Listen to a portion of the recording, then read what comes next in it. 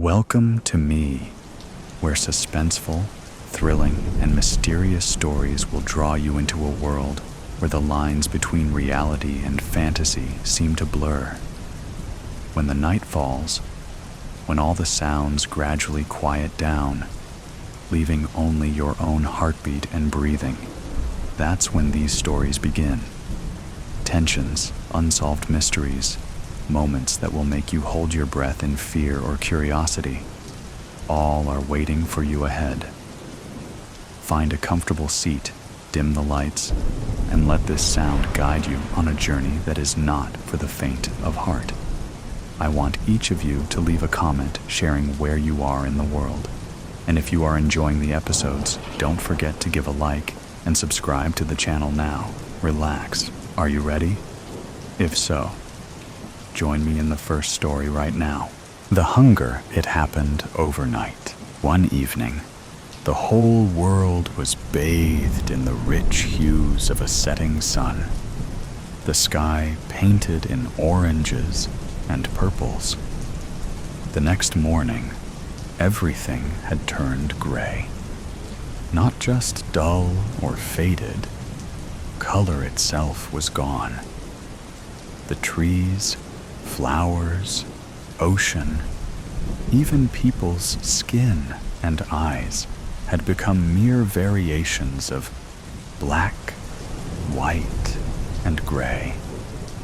It was if reality had been drained, leaving behind a lifeless, monochrome wasteland. At first, scientists tried to explain it as some anomaly in human vision, a mass hallucination, an unknown pollutant in the air.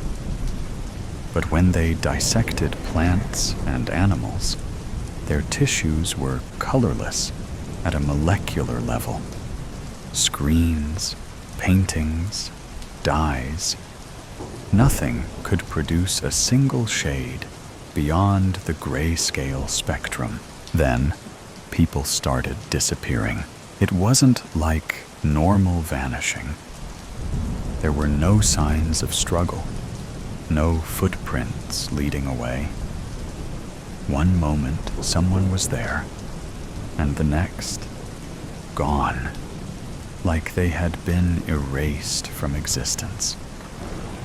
The only thing left behind was a faint, smudged shadow on the ground, as though they had begun to dissolve before vanishing entirely. Escher had been watching it happen for weeks. He kept a notebook where he marked every missing person in his town, tracking patterns, trying to make sense of it all. At first, the patterns were unclear, just a slow trickle of missing people. The painters, the poets, the dreamers, those who had dared to whisper about color, to grieve its absence, were the first to go. Then, it was the children who still dreamed in color, their small voices describing the impossible. A sky that wasn't gray, a sun that burned gold. Each one disappeared without a sound, leaving behind nothing but that eerie, smudged shadow. Now, Escher could feel it watching him, lingering just at the edge of his vision, a weight in the air that pressed against his skull, cold fingers at the nape of his neck. The more he thought about color, the stronger it became, like a slow, suffocating whisper wrapping around his mind. He had a theory, but it curdled in his stomach like rot. What if whatever took the color away was still here? And what if it didn't want anyone to remember what had been lost? Escher kept his theory to himself. He had seen too many people vanish after speaking too freely. But in the quiet of his apartment, under a single flickering bulb, he scrawled his thoughts into his notebook, pressing the pencil so hard against the paper that the tip snapped. That night, sleep came in restless waves. Dreams of golden sunrise, of green forests and sapphire oceans, flickered behind his closed eyelids. Something else lurked there too, a whispering void pressing at the edges of his vision, a presence that noticed him. He woke with a start, heart pounding. The bulb above him flickered more erratically now, casting sharp, jumping shadows across the walls. Then he saw it. A smudge, one of those gray stains on the floor near his desk. It hadn't been there before. It looked like the others, the ones left behind by the vanished. But he was still here. Escher reached out a shaking hand, brushing his fingers over the smudge. Ice shot up his arm. His breath hitched, his vision wavered, and for a split second, he saw something, a figure, a shifting mass of darkness standing in the corner of his room, featureless, faceless, but watching him, waiting. The moment passed, and he yanked his hand away. The thing was gone, but he knew it had been real.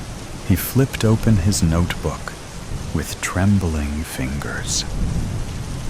If he was right, he had limited time before it came for him. He needed answers. Somewhere out there, someone knew the truth. Someone who was still alive. Escher didn't sleep again that night. He sat at his desk, staring at the smudge on his floor, waiting for it to move. It didn't, but something else did. A creak in the hallway. Slow, deliberate, his breath hitched. He lived alone. The sound came again, closer this time. A dragging shuffle, like bare feet sliding across wooden floors. Escher reached for the nearest object, a rusted letter opener. Pathetic, but it was something. He moved toward the door, silent, his pulse slamming against his ribs. He pressed his ear against the wood. Nothing. Then a whisper. Not words, just a sound. Something wrong. Like wind whistling through hollow bones. Escher yanked the door open. The hallway was empty, but the walls weren't. Long, uneven handprints streaked the wallpaper, dragging downward, as if something had clawed its way along. The air was thick, pressing, like he had stepped into a vacuum where sound and light had begun to fold in on themselves. Then he noticed the door at the end of the hall. Apartment 203. No one had lived there for months, but now it was open. A sliver of darkness yawned beyond the threshold, impossibly black, deeper than shadow. Something was inside, watching, waiting. Fingers slowly emerged from the darkness, wrapping around the edge of the door, not quite human. Too long, too thin, curling around the edge of the door. The skin wasn't just gray. It was wrong, shifting like static, like it wasn't fully real. The fingers twitched. Escher bolted. He didn't stop until he was outside, breath steaming in the cold air. The city was dead silent, buildings looming in their gray-scale monotony. But something had changed. The streetlights flickered, and for the first time since the color vanished, Escher saw something new.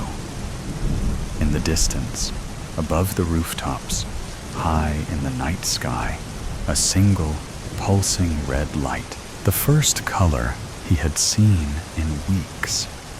And deep in his gut, Escher knew it was calling to him. He had two choices: run the other way and pretend he never saw the red light, or go to it. Every survival instinct screamed for the first option, but something deep inside, something primal, pulled him toward the second. It was the first color in a world that had been stripped bare. It was wrong, unnatural, but it was something. His feet were already moving. The city was eerily empty. Cars abandoned at intersections, their windshields coated in dust. Storefronts remained open, shelves half-stocked, as if people had simply walked away from their lives. The red light pulsed, steady and slow, coming from the tallest building in the city, the old communications tower. As Escher approached, he felt it before he heard it. A deep, low hum, subsonic, just beneath the range of hearing, but strong enough to feel in his bones. The street lights flickered in time with it. A shadow moved up ahead. Escher froze. A figure stood in the middle of the street, facing away. Motionless, the man, or what had been a man, wore a tattered suit. Its fabric faded to gray like everything else. Something was wrong with him. His arms hung too long at his sides, limp and lifeless. His head tidled slightly, as if listening to something Escher couldn't hear.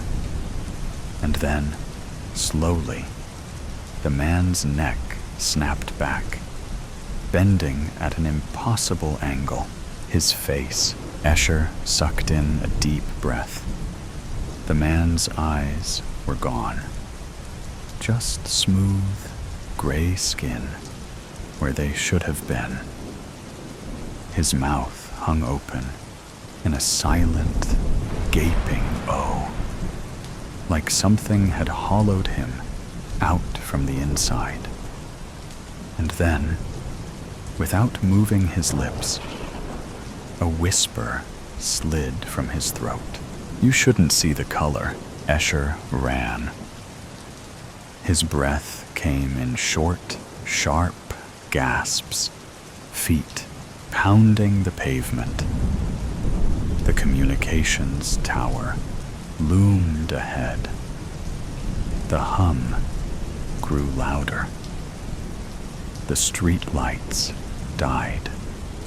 Darkness swallowed everything except for the red glow above, pulsing faster now, more urgent. Something was chasing him. He could hear it, a skittering, impossibly fast, limbs scraping against the pavement. The tower doors were open. Escher threw himself inside and slammed them shut. Silence. His heartbeat thundered in his ears. He took a shaky breath, turning to face the interior. The building was empty.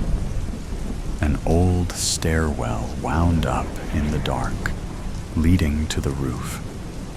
The red glow pulsed from above. There was a voice. Not from behind the door, not the stairwell, but from inside the room. A whisper, slithering through the air like a breath against his ear. You were not supposed to remember, Escher finally realized. The red light hadn't been calling him. It had been warning him. He turned slowly, his breath shallow. The room was empty, but the whisper had been right next to him. The red light pulsed above, faster now, urgent. He forced himself forward, gripping the stairwell railing.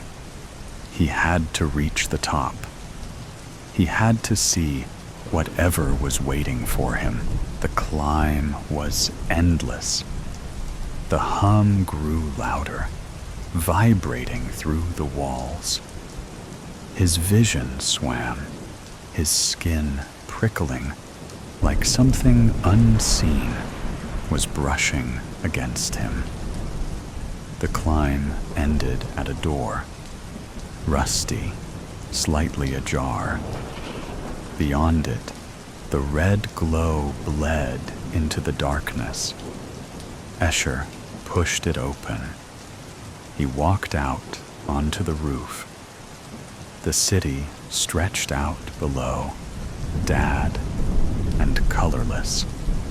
At the center of it all, perched on the tower's antenna, like a grotesque, broken thing, whatever it was not a machine. It was alive, a shifting, writhing mass. Its surface pulsing with sickly veins of red light. It had no defined shape, no eyes or mouth, just an undulating, wet mass of twisting tendrils, each one ending in something horrifying. Faces, not full heads, just faces, half-formed, stretched, and distorting, mouths open in silent screams. They flickered in and out of existence, as if trapped. Escher knew, deep in his bones, these were the ones who had vanished, not erased, not destroyed, absorbed. His stomach twisted, and his knees nearly gave out. The red light flared, and suddenly he remembered. The color hadn't been taken. It had been consumed, and the thing was still hungry. A shadow loomed from behind him. Escher turned just in time to see the eyeless man from the street standing in the doorway. But he was different now. His face was melting, the edges smearing like wet charcoal, his features slipping away. The man took a step forward, then another, and with each step, his body blurred, losing detail, like he was being erased in real time. "Join us," the voices whispered. Escher staggered back. The fleshy mass of faces quivered, responding to the movement, its tendrils stretching toward him. The eyeless man, if he even was a man anymore, took another step forward. His form blurred, warping like wet ink, his face melting away completely. Escher tried to run, but something grabbed his ankle. Ice shot up his leg as a tendril snaked up his calf. It wasn't solid, not exactly. It was like touching static, buzzing, shifting, eating away at him the moment it made contact. A dark gray substance was oozing out of his skin like ink in water. He kicked, thrashed, clawed at the rooftop, but it was pulling him in. More tendrils lashed out, latching onto his arm, his torso, his face, cold, deep, endless. His vision swam. Shadows moved at the edges of his sight. His skin tingled as something deeper than pain rippled through him, like he was being unraveled. The voices rose in a distorted, guttural chorus. "Join us," Escher gasped. And for the briefest moment, he saw everything. Not just the city, not just the rooftop. Beyond, the world before color disappeared, and the thing that had come before that, something vast, endless, watching, waiting. That fleshy thing of faces wasn't the beginning. It was only a fragment of something much worse. The red light pulsed one final time. Then it went out. Silence. Darkness. A whisper rippling through the void. Now we are free. The Rougarou. Raylan Stone was installing a strut on a Toyota when I burst into the Texaco station. I ducked under the lift, slipped in a patch of oil, and cracked my head on the garage floor. Mais la, Delilah Jane. Are you pining for a concussion? The handsome Cajun scooped me up and set me on a stack of tires. He wiped grease off his hands and gently palpated the back of my head. You're not bleeding, Cher, but there's a lump. You might have cracked your skull. Holding my throbbing head, I mumbled, I'm just dizzy. Why'd you bust in here like a rabid wolf was after you? Lucinda's missing. Lucinda Defoe? Isn't she your cousin? Yeah? Her foster mom said she didn't come home from the roller rink last night. That teenager's wild as a colt. This ain't the first time she's run off. That's why I've got to have my truck. A muscle vibrated in his lean jaw. It's not ready. Baton Rouge ain't bringing the new radiator until tomorrow. Then let me borrow something. Antoinette thinks that Mississippi River pirates got her. He threw back his head and laughed. Antoinette watches too much television. She swore that a UFO beamed Lucinda to Mars last year. And a few months ago, she told the sheriff that the Rougarou ate the girl. I shuddered, imagining the man-wolf. 8 feet tall, he had eyes like fire coals and teeth like a bear's. He hunted dogs and kids who wandered into the bayou. My headstrong cousin liked to sneak out there. Gambling with her life turned her on. Giving me the side eye, Raylan said in Cajun French, "Tonnerre mes chiens. Tell me you don't believe in the rougarou." No, of course not. He's a legend, not real at all. Invented to scare bratty children. His lips quirked. Irritated that I hadn't fooled him, I squared my shoulders. "I'm guessing that she's at the fish camp with Marcus. That's where she was last time. I need to bring her back." "You're not going anywhere with a busted noggin." I fingered my skull and winced. "It's sore, not busted." "Have you met Marcus?" "Haven't had the pleasure." "You're lucky. He's mean as a snapping turtle. Everybody swears he eats water moccasins and scorpions for breakfast. Imagine what he could do to a 16-year-old. Are you going to lend me a vehicle or not?" "Sorry, I don't have a loaner." Muttering, I shoved myself off the tires and bumped into his hard chest. Steadying me, he smoothed a curl off my forehead. I leaned into his palm for an instant, and then stepped back. My friends said he was crazy about me, but he'd never even stolen a kiss. Raylan Stone was a Southern gent, a throwback to the days when a man left a calling card and asked your daddy if he could court you. I didn't have a daddy. Neither did Lucinda.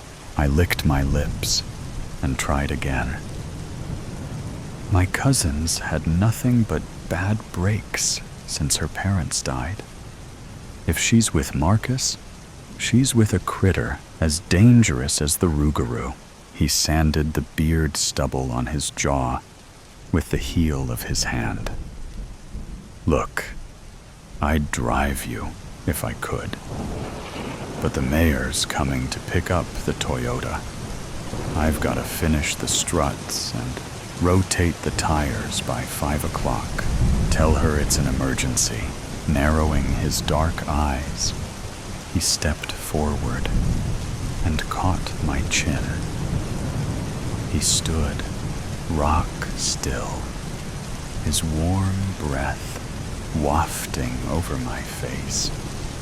I trembled, thinking he was going to kiss me. I wanted him to. Instead, he whispered, "I was a medic in the army, not a neurologist. But I'd say you dodged that concussion. Your pupils are equal and react to the light. That's a hard head you've got, taking a hit like that on concrete." "Yeah, my head's not made out of paper mache. I'm fine." "Prove it. Let me see you walk the seam in the floor." Hoping he would relent about driving me, I traversed the crack like a tightrope walker, turned, and came back. My head hurt, but I didn't wobble. Satisfied, his brows drawn in a scowl, he picked up a box wrench and twirled it through his fingers. "All right, Cher. You win. I'll let you take old Jeb. Go to the fish camp, and then come straight back. Deal, old Jeb? Oh la la." Raylan's rebuilt 1940 International Harvester was a thing of power and beauty. He didn't let anybody drive that truck. Maybe he was crazy about me. I resisted a sudden urge to kiss him. "Go wait in the portico, Delilah Jane. I'll bring him around. Hurry, before I change my damn mind. Its wiper blades flip-flopping over the divided windshield. The old truck rumbled into the portico a few minutes later. Raylan hopped out and cocked his fists on his narrow hips.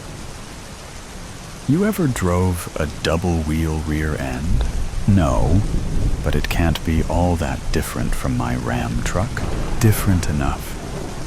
You lock up the brakes, you'll skip the tires, and the rear end'll get away from you. Don't drive old Jeb over 40. Heavy rain's fixing to start. I'll drive him 10 under at all times.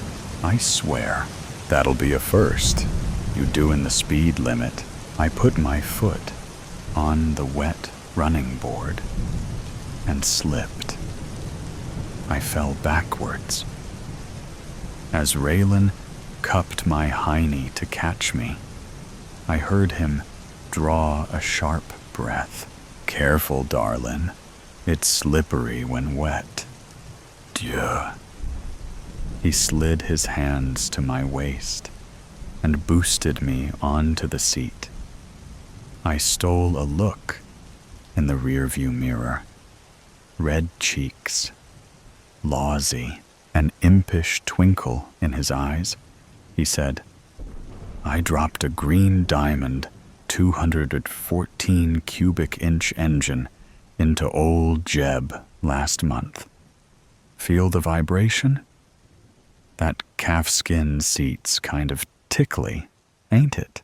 Yes, the engine was vibrating a place I'd never admit to in 1,000 years. Or maybe it was a visceral memory of Raylan's hands on my tail. Oh la la, with hot pepper on top. The engine ain't broke in yet, so keep an eye on the tachometer as you run through the gears. Don't rev him up, you hear? I'll treat him like a baby possum. He snorted and shook his head. You don't have to go that far. Hey, let me adjust the rearview mirror for you. The dang thing likes to stick. As he leaned across me, his fingertips skimmed my thigh. He turned his head and gazed at me for several breathless seconds. I saw a muscle throb in his cheek and heat flash in his eyes. He positioned the mirror and stood back. Flushed from head to toe, I stared at the gauges as though I'd never seen anything so fascinating. Okay, see if Lucinda's out there, and then head straight back here. If she ain't at the fish camp, the sheriff can send the Cajun Navy after Antoinette's river pirates. I chuckled as he shut the door. Cranking the window down, I was about to wisecrack that he looked like a daddy sending his truck off to kindergarten. But he gazed at me with such solemnity that the words died in my throat. Watch your back, darlin'. I don't believe in your rougarou. But if something were to happen to you, nothing's gonna happen, and he's not my rougarou. I forced a laugh. That smelly old monster would make an awful pet. Looking even more solemn, he placed his warm hand on the back of my neck. You sure you know how to drive a big truck? Does a duck wear waterproof underwear? Watch me. His fingers tightened. I'd like to watch you, and not in duck drawers. Damn, woman, you wear that truck like Victoria's Secret. Whoo, I flushed again, thrilled. Maybe Raylan Stone wasn't the gentleman I'd taken him for. Buckle up. There ain't a shoulder harness, but the lap belt will keep you from going anywhere. Not that you're gonna hit nothing, right? I touched 2 fingers to my eyebrow. Right. Don't worry about me. Frowning, he churned his hair with both hands. Quit worrying, Raylan. I'm calm as a clam. Calm as a clam fixing to be deep fried. I'll be back in 2 hours. I pushed in the clutch, eased into first gear, and drove into the rain. It wouldn't be long until dark. I was on the highway near the swamp when a lightning bolt snapped out of the clouds. It unleashed a torrent of rain. Within minutes, the deep ditches on either side of the highway overflowed. Rooster tails sprayed out of old Jeb's fenders and hit the windshield. The window fogged up. Blinded, I stopped to clear the glass with my sleeve. I glimpsed movement out of the corner of my eye. A huge black thing lurched out of the swamp and fixed a pair of glowing red eyes on me. The Rougarou. I jammed the gas pedal to the floorboard, not looking back, not looking aside, looking only through the foggy windshield and screaming, screaming, screaming. As I shifted into second, the rear end broke loose. I jerked the wheel in the direction of the skid and felt the truck catch up. But then I skidded the opposite way and overcorrected. Storm water snatched old Jeb toward the ditches as we reeled back and forth. Waves exploded over the hood. Steam boiled out of the engine, black smoke pouring out of its stacks. A dump truck appeared in the mirror. Roaring like a bear, it smashed into us. Old Jeb spun a 360 and sailed into the ditch. Sudden deceleration. My hips snapped against the lap belt. My knees slammed into the dashboard. My forehead bounced off the steering wheel. Dark water rose over the hood and sprayed in around the windows and door seals. It boiled out of the dash, the air vents, the gas pedal, the floorboards. The ammeter glowed bright red, and then the turbid water snuffed it out. The cab submerged. Locked in a cold, black tomb, I fought to unbuckle the seatbelt. Water rose to my chin. Choking, I struggled for air. White-hot knives stabbed my chest. I heard a dog barking, and then a gruff voice. Get to the air pocket, or you'll become a ghost like me. The seatbelt buckle popped open. I pushed off the steering wheel and hit my head on the roof. Found the air pocket. Sucked sharp, terrified gulps of oxygen. Old Jeb groaned and nosed deeper into the ditch. I fumbled for the door handle. The door wouldn't open. It couldn't. The water pressure outside was too great. The door wouldn't open until the pressure equalized. That would be when the cab was full of water.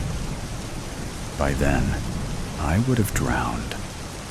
Raylan Stone would tow the truck out and stare at me in disapproval. I'd promised not to hurt old Jeb. Dragging in a lungful of air, I ducked underwater and tried to grab the window crank. The freezing water struck my head like a hammer, and knocked the air out of my lungs. I caromed to the ceiling and hit my head. I can't do it. It's too deep. It's too cold. I can't get out. I'm gonna die. Something appeared in the darkness. Brown fur, claws, teeth. I felt the rougarou touching me, breathing on me. I screamed in mindless terror, rolled down the window. Golden eyes, a white bib, and speckled paws appeared. It was the little brown dog that I'd lost to the rougarou when I was 5.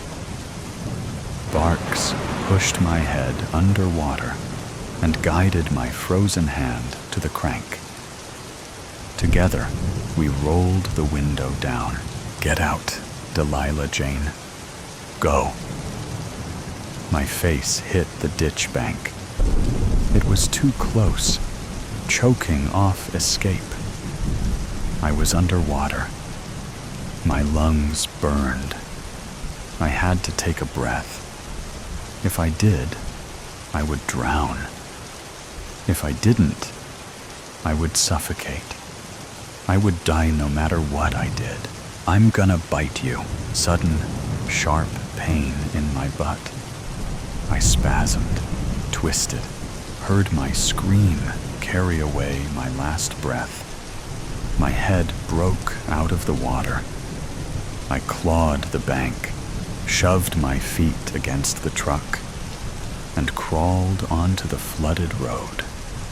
Coughed, sucked cold wind. Where was my dog? The rain stopped, as though someone had flipped a switch. Low in the northeast, the wolf moon was waxing full. Tonight, the rougarou would reach his zenith of power, its diesel engine roaring. The dump truck crested the hill. Tires squalled, and a shadow rushed at me. I saw the head of a wolf mounted on the massive, black-furred body of a man. I turned to run. The rougarou stabbed my back with his claws and sank his canines into my neck. Sterile white room. White blanket trapping my legs. Panicked, I started kicking. Calm down, Delilah Jane. Look at me, gripping my shoulder. Raylan Stone stroked my cheek. His shirt bore a picture of a diesel truck and a caption, "Black smoke, don't mean it's broke." I visualized the dump truck in my mirror, smoke billowing from the stacks. Don't let it get me. Shh, baby. You're in the emergency room. Nothing's gonna get you, darling, but a frightening kaleidoscope whirled in my mind. Lucinda was inside the submerged truck. As I struggled to free her, the rougarou surfaced from the dark water and tore out her throat. I screamed and screamed. I heard Raylan's low-voiced command. Open your eyes, Cher. It's just a dream. That's all it is. You got a concussion when you smacked your head in the garage. The rougarou's killing my cousin. No. The sheriff picked her up at the fish camp. You had a bad dream, baby. Just a bad dream. It's over. I covered my face and wept.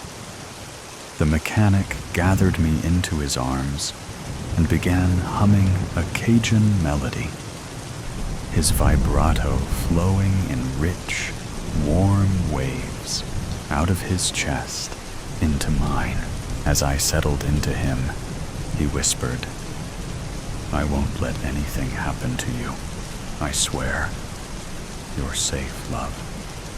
safe. He cradled me in his left arm and gently pushed the hair out of my eyes.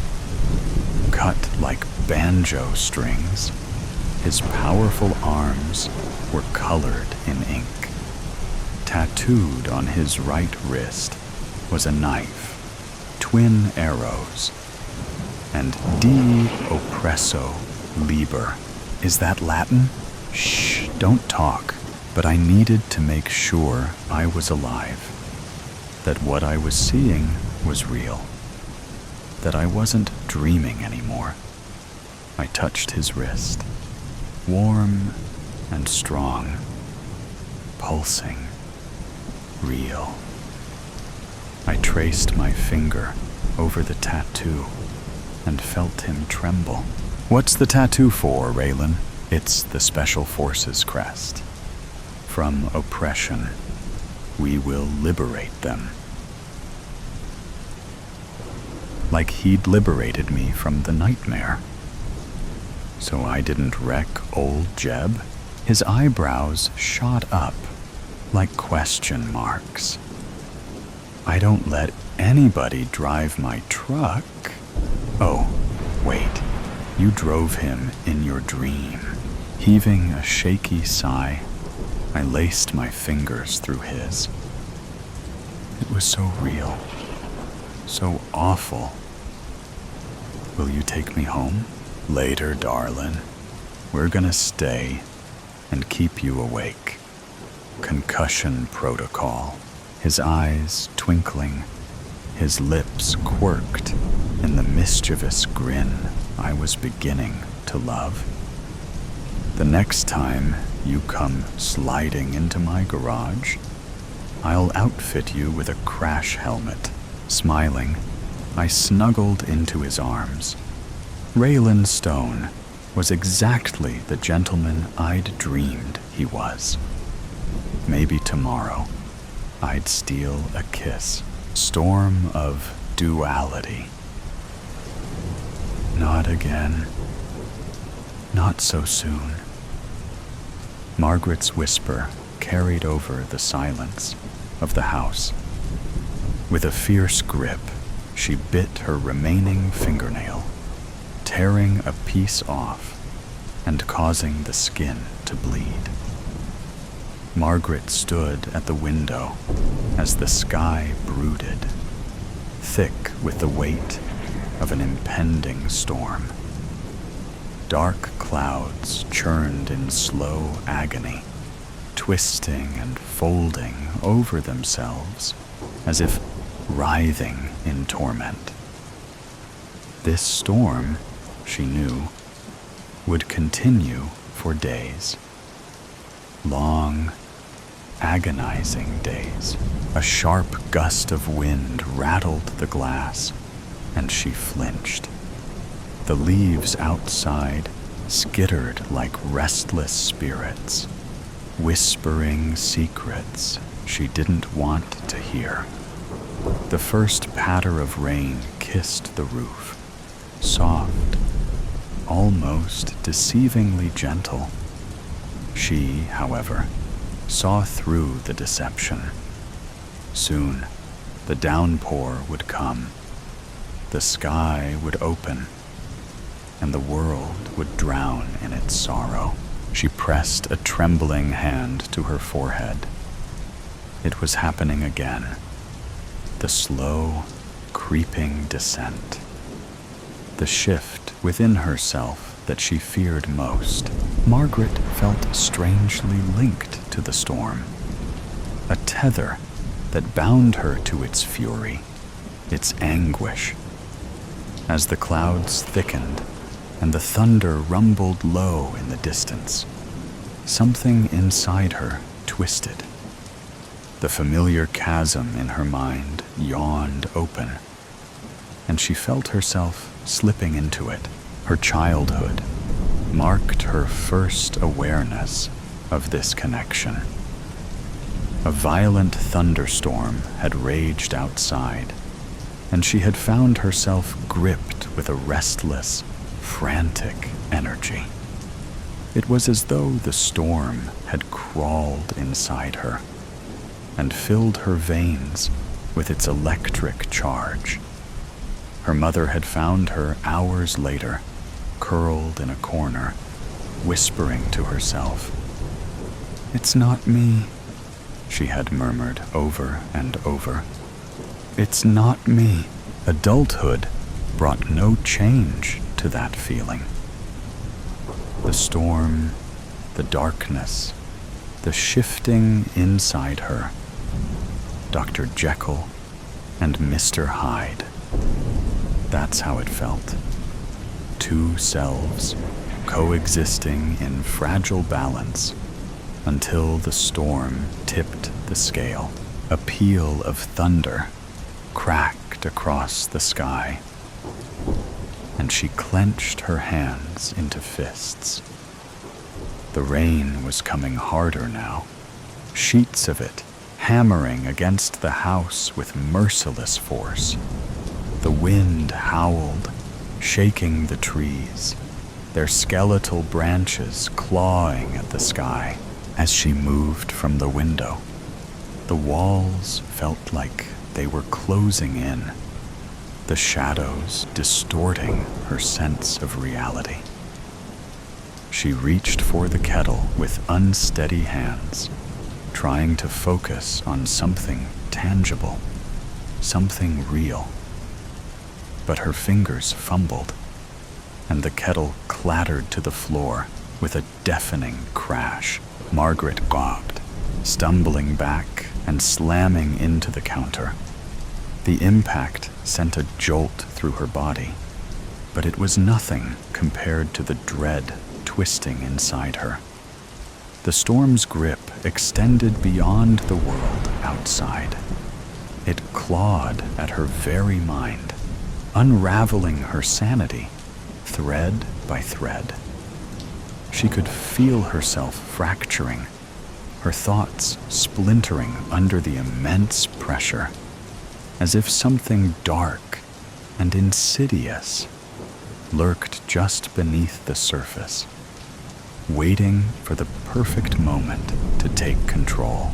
The whispering started then, not from outside, not from the wind, but from within her own head. Just surrender. It will be easier. She squeezed her eyes shut, rocking her head. No, why fight it? You know this is who you are. She pressed her hands to her temples. Her breathing was increasing, like the thunder and lightning. Her ears were buzzing, overpowering the storm itself. Margaret sensed her body was detaching from itself, like her reality was crumbling to the floor. It was the storm inside her, the darkness waiting to consume her. Another crack of thunder split the sky, and a bolt of lightning illuminated the house in a stark, white flash. Margaret reconnected with her body again and felt the surge through her veins, like she poked a fork in a light socket. She glimpsed at herself in the kettle's reflection. Her dilated eyes, the size of marbles, and her pale, almost unrecognizable face stared back at her. Then she realized the storm had taken her. She staggered backward, her hands clutching at the edge of the counter. She needed to hold on, to ground herself. She didn't want to become that person. Darkness prompted unthinkable actions. It whispered to her, feeding her fears, twisting her thoughts until right and wrong blurred together. It promised relief, power, an escape from the suffocating weight of reality. But she knew the cost. She had seen it before, felt it claw at her mind, urging her to surrender. Her fingers gripped the counter tighter, nails biting into the surface. She had to resist. She fought despite the overwhelming urge to give up. Letting go felt incredibly tempting. To release pent-up emotion, to embody the storm's will. She could feel the power coiling in her chest, raw and untamed. Another roar of thunder, another crash of rain.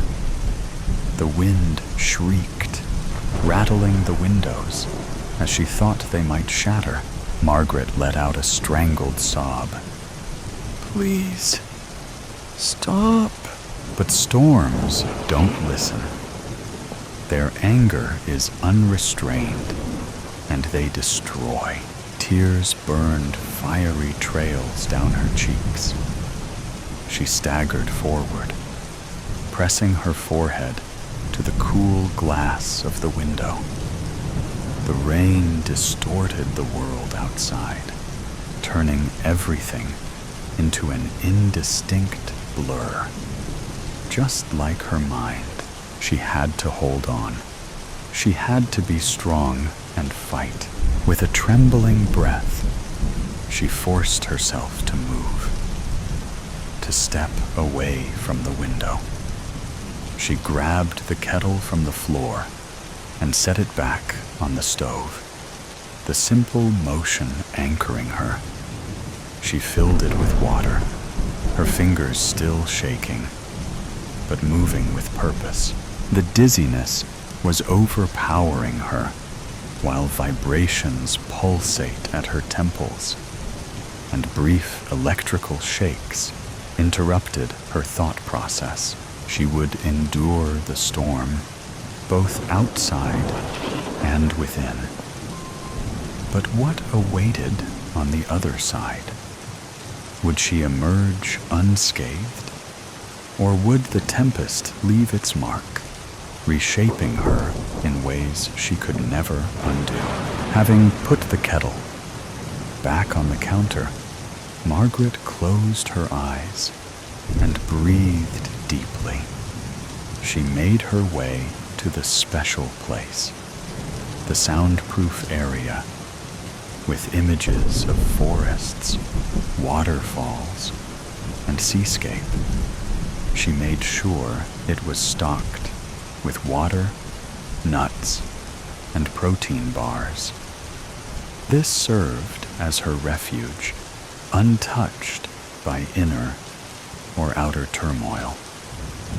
Here, seemingly serene, she escaped chaos.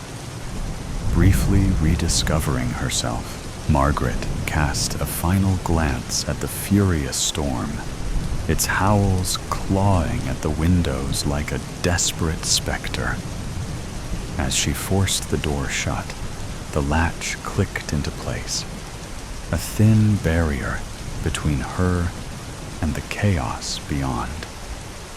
Yet, just before the silence settled, the storm's final utterance slithered through the cracks, a venomous whisper threading into her mind. "You can never escape me. I'll always be with you." A tremor ran down her spine, but she clenched her fists, grounding herself. The storm could rage, it could scream, but she refused to let it claim her. Not tonight, and for tonight, that was enough. High hopes in the rain. Sitting in a chair in the living room, Dave wonders, "I know that I have to do something drastic, or nothing will change in our relationship. But what can that be? I was foolish and selfish. I am aware of that now. How do I undo it?" He walks to the window and looks out. as if the act would give him an answer. As he scans the surroundings, he sees that it is raining. It is what his grandfather would have called a doozy of a storm. Then he gets an idea. He decides to follow it through, though it might just be foolish to the max. But he feels that it has to be tried. It is desperation time. He goes into the bedroom and puts on what is well known to friends and family to be his favorite sweater, blue with a big maple leaf on the front. Then he goes outside, getting soaked in mere seconds. He thinks once more about the foolish thing that he did slightly more than a week ago. At the very least, this will be yet another punishment, one that he is imposing on himself, one that he feels he deserves. But his hope is that it will change the failing state of his marriage, the event that harmed his marriage. It was a Saturday night, and as usual for this time of year, he was watching a hockey game in which his beloved Toronto Maple Leafs were playing. It was the third period, and the game was tied 3-3. The Leafs had been behind, but had made a comeback to tie the game. Their opposition, the New York Rangers, had just received a tripping penalty. The phone rang, and he wondered whether or not to answer it. But he could still watch the game while listening on his phone. It was his wife, Eva. She had been out to watch a movie with her best friends. They lived on the other side of town, so they were taking a bus to go back home. For her, there was an hour-long walk. There was no bus that would take her home. She did not feel like walking, as it had been a long day for her. And there were some thick clouds approaching where she was standing.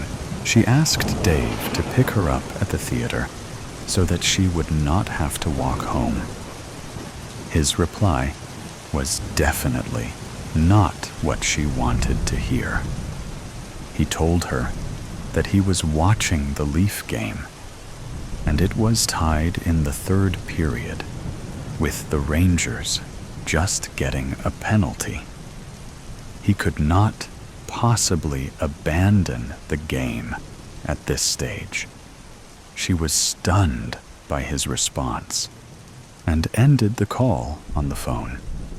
She did so with anger and energy, banging her phone on her upper leg. Both of them knew that there was no bus that went near to their home. When she went to call a taxi cab, she discovered that her phone was no longer working. She would have to walk. And as she did, the expected rainfall began. Very heavy it was. By the time she reached home, she was completely drenched and very, very angry with her husband. Her first words to him when she finally arrived at their home was, "I think that you prefer your beloved Leafs to me. I hope that they lost." He was going to say that they won 4-3, something that he had jumped up and cheered about at the time, but was astute enough not to do so. When he looked at her drenched person and angry face, he knew that he was in deep trouble. The next day, which was Sunday, they barely spoke to each other.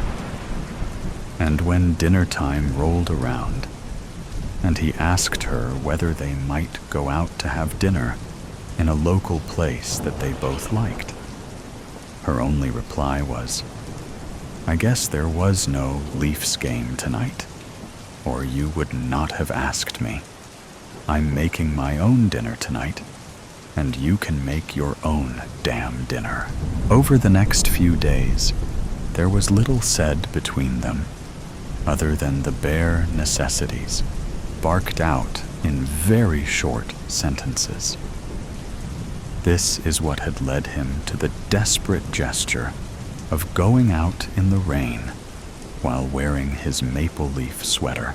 He knew that she would soon to be in the living room as her favorite television show was on. The television had its back to the window through which the front yard could be seen. She came into the room and turned on the television. Dave felt that she would eventually be seeing him and his soaking wet treasure. A few minutes passed by, and she did not appear to see him, so he walked towards the window until he was only a step away. He wanted to knock on the window, but decided against it. After about 10 minutes, she stood up. He reckoned that there was a commercial on, and that she was going to the kitchen to get something to eat or drink. He had heated up a frozen pizza for his own supper, and had eaten it alone, as he had done every night since the Saturday of her drenching. When she returned to the living room, a glass of wine in her hand, she suddenly saw him, wet sweater and all. She put the glass down and walked towards the window. Knowing him well after 5 years of marriage, she recognized one of his symbolic gestures. The fact that he had worn his leaf sweater while out in the rain had meaning that she clearly understood.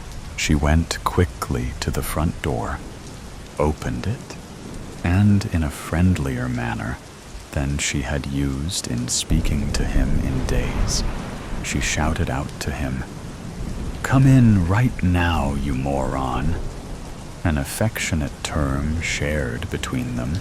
When he came inside, she said to him, "I would hug you, you moron, but I don't want to get wet.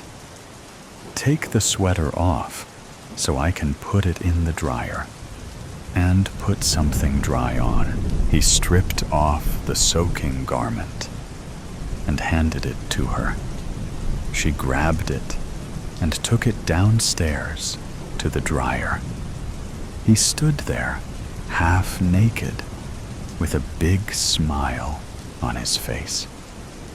When she returned to the living room, she returned his smile with a smile of her own. He then said, "I was selfish on Saturday. I am so sorry about that. You are way more important to me than a hockey team could ever be. You are in first place. They are a distant second." This was followed by a mutually engaging hug. The drought. Summer died 50 years ago, and autumn never came. The sky was a hard shell of endless blue, unbroken by clouds, as if God had dipped his paintbrush in cobalt and forgotten to rinse it out.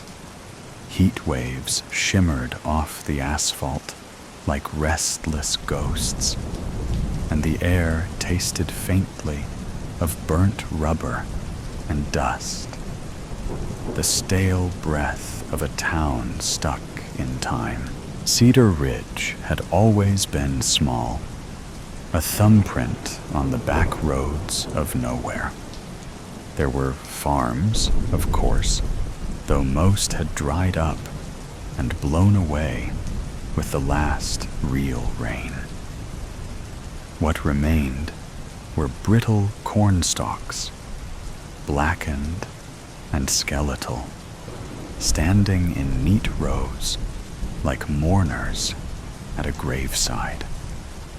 The few farmers left mumbled about drought-resistant crops, but spoke of miracles with the same dry hopelessness they reserved for paying taxes. Rust scabs bloomed on the water towers, and the gas station on Main Street had stopped carrying windshield wiper fluid years ago. No need for it when the sky never wept. They still sold beer, though, and on days when the heat pressed down like a fist, the townsfolk gathered in the shade of the Sinclair station's green dinosaur sign, cold cans sweating in their hands. It was there, leaning against the faded scales of that prehistoric beast, that Tom Weaver saw the stranger for the first time. The man came walking up the road from the south, where the horizon quivered like molten glass. He wore black, a suit crisp as a knife edge, and carried a battered leather suitcase in one hand. A wide-brimmed hat shaded his face, but there was something unsettling about him, even from a distance. He didn't stumble or waver in the heat the way normal men did. His stride was steady, purposeful, as if he carried winter in his pocket. "Ain't seen a salesman in years," muttered Earl Granger, wiping sweat from his forehead with a grease-streaked rag. "What the hell's he sellin'? Coffins?" The man chuckled, low and uneasy, but Tom's beer went sour on his tongue. Something about the stranger's silhouette made his skin crawl. The sharp angles, the way shadows clung to him like cobwebs, even in the brutal sunlight. The man in black reached the edge of the group and tipped his hat politely. His eyes were a pale, icy blue, startling against the deep tan of his weathered face. He looked like someone who'd walked a long way and hadn't found what he was looking for. "Gentlemen," he said, his voice smooth as polished stone. "Mighty warm today, isn't it?" Earl snorted. "Been warm every damn day since Truman was president. What's it to you?" The stranger's smile didn't reach his eyes. "Oh, I'm just passing through. Thought maybe you fine folks could help me with a little business matter." Tom narrowed his eyes. "What kind of business?" The man set his suitcase down with a soft thud. The latches gleamed like silver teeth as he flicked them open. Inside, nestled against dark velvet, were rows of gleaming vials filled with liquid that shimmered like captured moonlight. "I sell weather," the man said simply. There was a beat of stunned silence, followed by a bark of laughter from Earl. "Weather? You gotta be kidding me. What's next? Bottled air?" The stranger didn't flinch. "Rain, snow, a cool breeze on a summer's day. I've got it all. Guaranteed to work or your money back." Tom stepped closer, curiosity prickling beneath his unease. He peered into the case, mesmerized by the swirling colors. One vial shimmered with iridescent blues and silvers, like the reflection of moonlight on water. Another glowed a fierce, fiery red. "How much?" Tom asked before he could stop himself. The stranger's lips curved into that unsettling smile again. "For you, sir? A bargain. One memory, freely given." Tom blinked. "A memory? Just a little thing," the man assured him. "Something you won't miss. In exchange, I'll give you enough rain to fill your fields for a season." Earl spat on the ground. "This is bullshit. Come on, Tommy, let's get out of here." But Tom's heart was pounding. He thought of his farm, the cracked earth, the dying crops. Thought of his wife, Ellie, who hadn't smiled in months because she knew what was coming. The bank foreclosure, the auction, the slow death of everything they'd built together. "What kind of memory?" Tom asked hoarsely. The stranger's eyes gleamed. "Oh, just a small one. Perhaps the taste of your first kiss, the sound of your mother's laughter. Nothing important." Tom hesitated, then nodded. "Deal." The man in black extended a gloved hand, and Tom shook it. The air shimmered between them, and for a moment, Tom felt a strange, dizzying tug deep in his chest, like something had been gently plucked from inside him. When it was over, the stranger handed him a vial filled with shimmering blue liquid. "Pour this over your fields tonight," he instructed. "And remember, the bargain is sealed." Tom barely heard him. His mind was already racing with visions of green fields and heavy rain. That night, under a sky still stubbornly cloudless, Tom stood at the edge of his withered fields.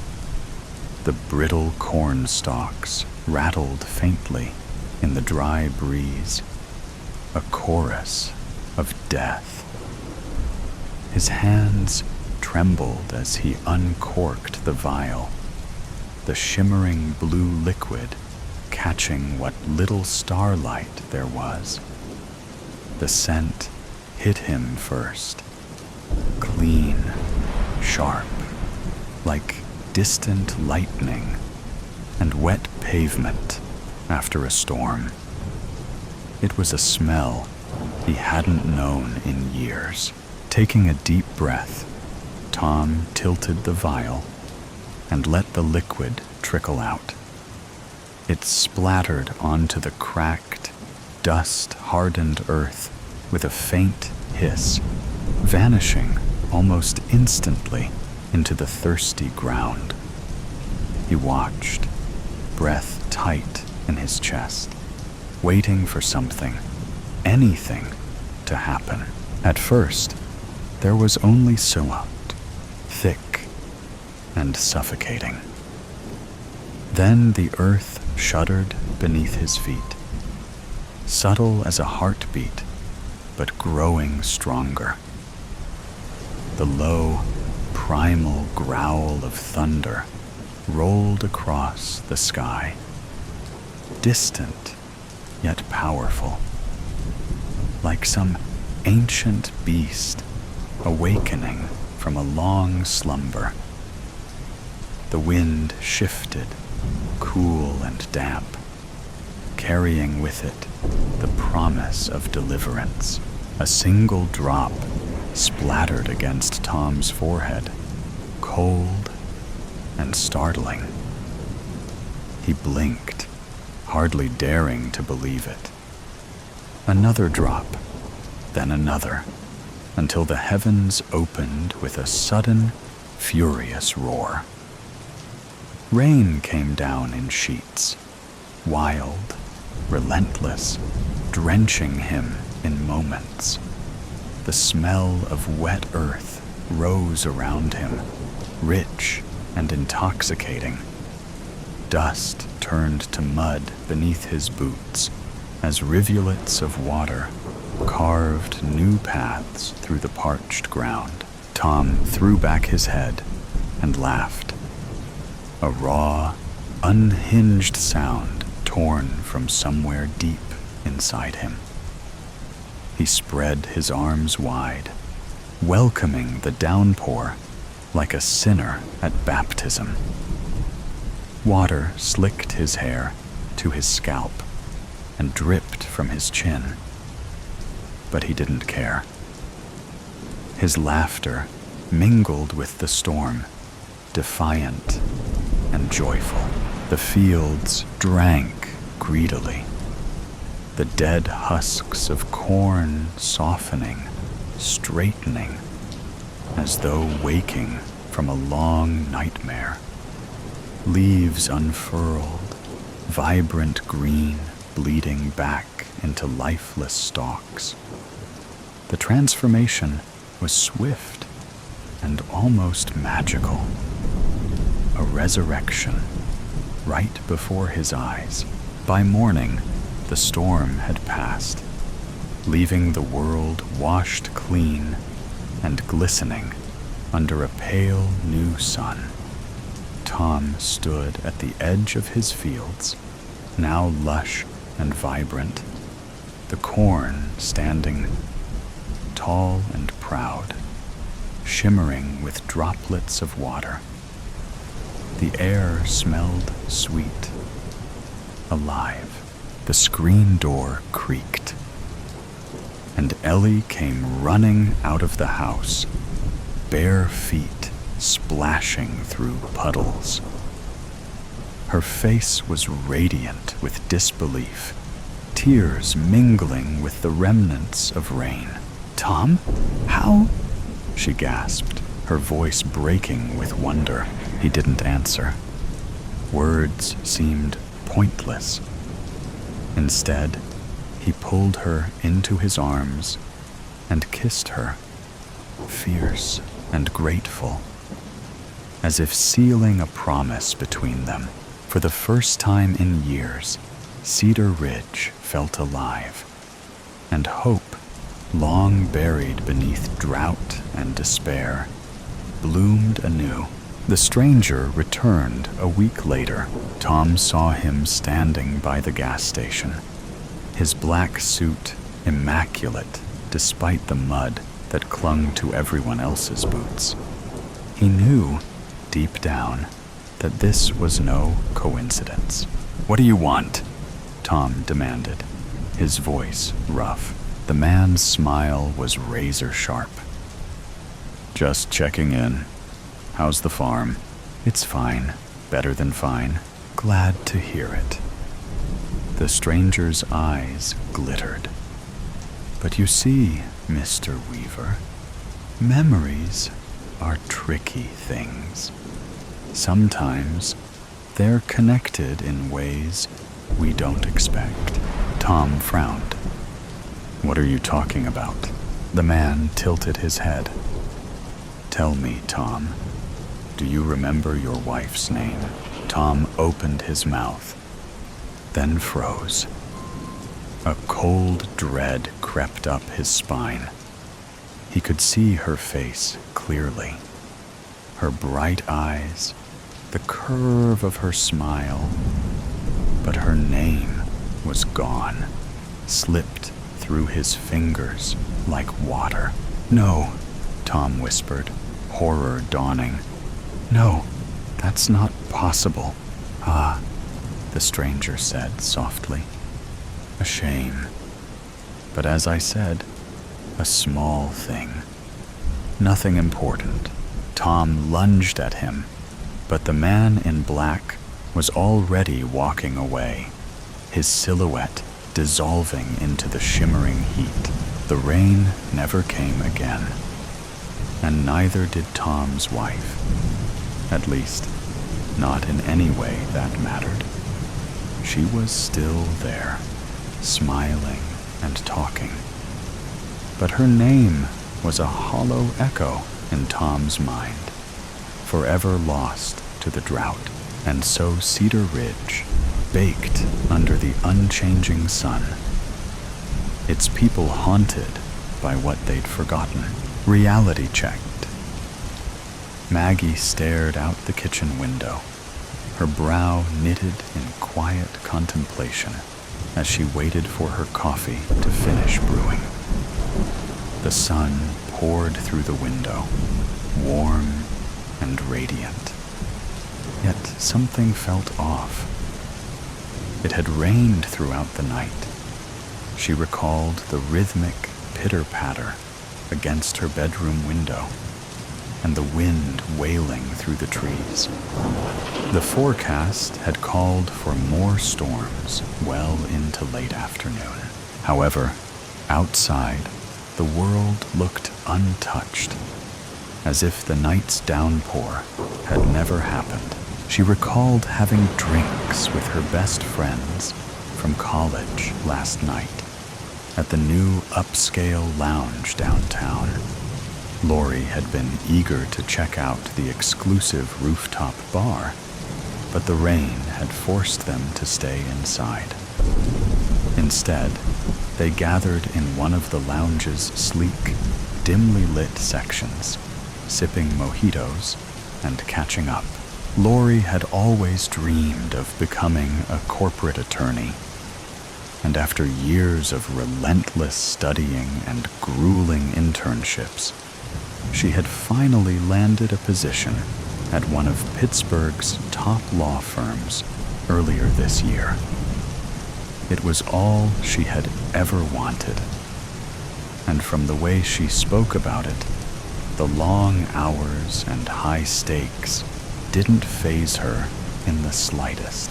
Sammy and Chloe also seemed to have settled comfortably into their dream careers. Sammy, with her sharp wit and boundless creativity, was making a name for herself in marketing, crafting campaigns for major brands. Chloe, whom she had known since 3rd grade and always the most compassionate of the group, had pursued a career in healthcare, working as a pediatric nurse, the job she had dreamed of since childhood. As Maggie sat there, she couldn't help but wonder if she was the only one still searching for a sense of purpose, trapped in a routine she couldn't escape. Suddenly, the coffee pot beeped, a sharp, cheerful sound, as if proudly announcing the completion of its task. The abrupt noise jolted Maggie from her thoughts, pulling her away from the window. With a sigh, she grabbed the pot and poured the steaming coffee into her oversized pit mug. She and her friends had bought matching mugs from the university shop, a sentimental keepsake to mark their transition from students to University of Pittsburgh alumni. Back then, they had imagined themselves stepping into bright, promising careers, proudly flaunting their school spirit in their new offices. But as Maggie wrapped her fingers around the familiar ceramic, she couldn't ignore the nagging truth. Her future hadn't turned out the way she once envisioned. Maggie took a sip of her coffee and immediately winced at the bitterness, the sharp taste jolting her from her distracted thoughts. She'd forgotten to add the creamer. Heading toward the refrigerator, a realization settled over her. It was Sunday, grocery day. With a resigned sigh, she set down her mug, shuffled to her bedroom to change, then grabbed her purse and keys and headed out the door. The moment she stepped outside, the air was warm and rich with the scent of sun-soaked earth and blooming wildflowers. No trace of petrichor, no lingering dampness on the pavement. It was as if the storm she so vividly remembered had never happened at all. Maggie swallowed, her throat dry and tight. Something was off. She could feel it in her bones. An uncanny sense that the world had shifted on its axis while she slept. She glanced across the street and noticed her neighbors gathered on their lawns, laughing and chatting as if it were a holiday. Odd, she thought. But what unsettled her most was Mr. Burns. The older man was usually a storm cloud of irritation, no matter the day. He'd spent his life working at the same furniture store his great-great-grandfather had built, forever grumbling about long hours and slow employees. Just yesterday, after another exhausting Saturday shift, his voice had carried across the street, complaining about sluggish junior workers, while his wife, Mrs. Burns, stood by the door, nodding in passive agreement, with an umbrella in hand as he stomped into the house. But today, he was all smiles, chatting with the Morgans and the Wilsons, laughing as if he didn't have a single care in the world. Just then, Mr. Burns looked over, spotted her, and waved. "Good morning, Maggie."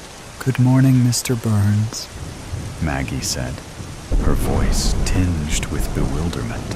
He grinned and called out, "When you get a chance this week, stop by the store.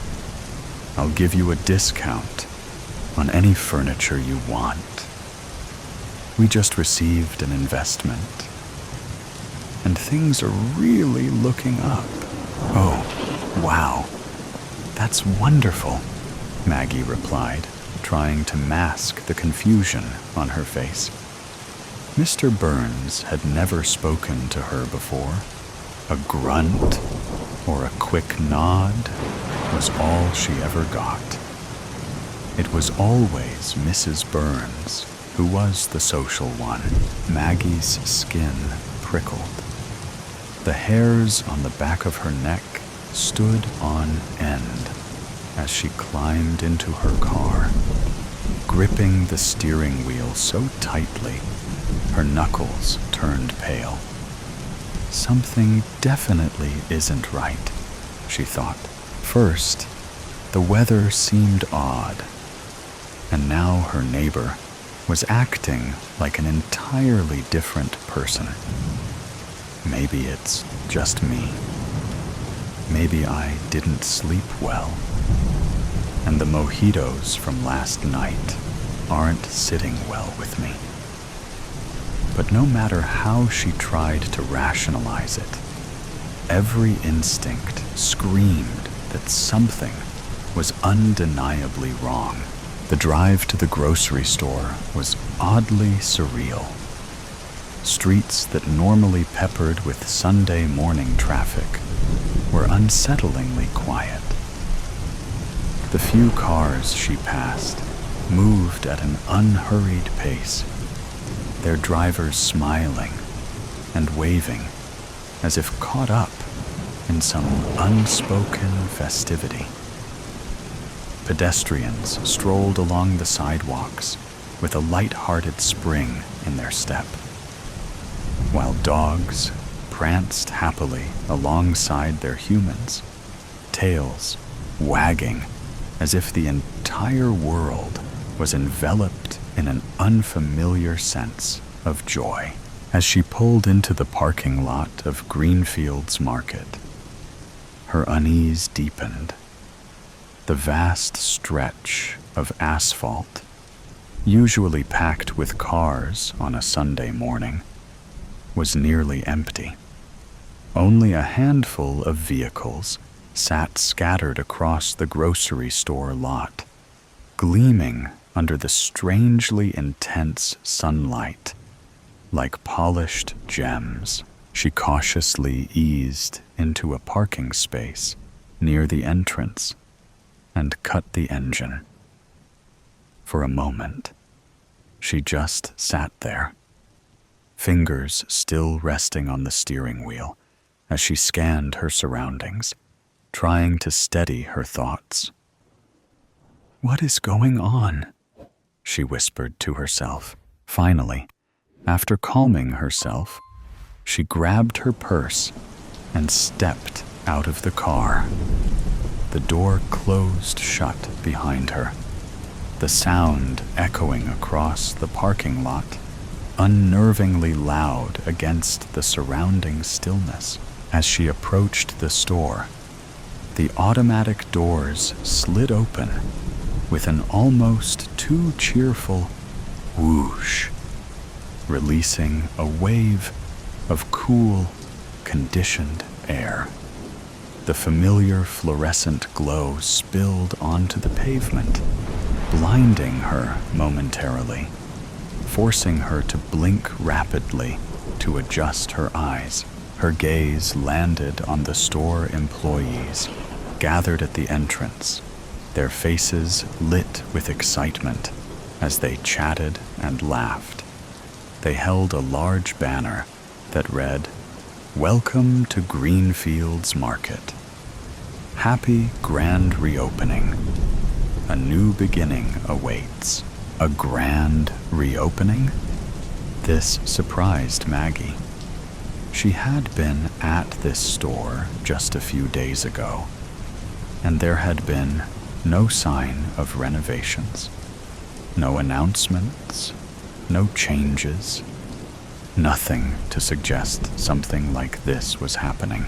She forced a smile at the employees as she walked past, gripping her purse handle tightly. Grabbing a cart, she headed toward the produce section, trying once again to shake off the uneasiness rising in her chest. Maggie quickly grabbed her usual grocery items and a few snacks, hurrying toward the register. Despite the small number of customers, the store hummed with an unusual liveliness. As she made her way through the aisles, everything seemed different. The store fully stocked the shelves with fresh produce, neatly arranged in vibrant displays. Maggie couldn't believe what was happening. This wasn't just a grand reopening.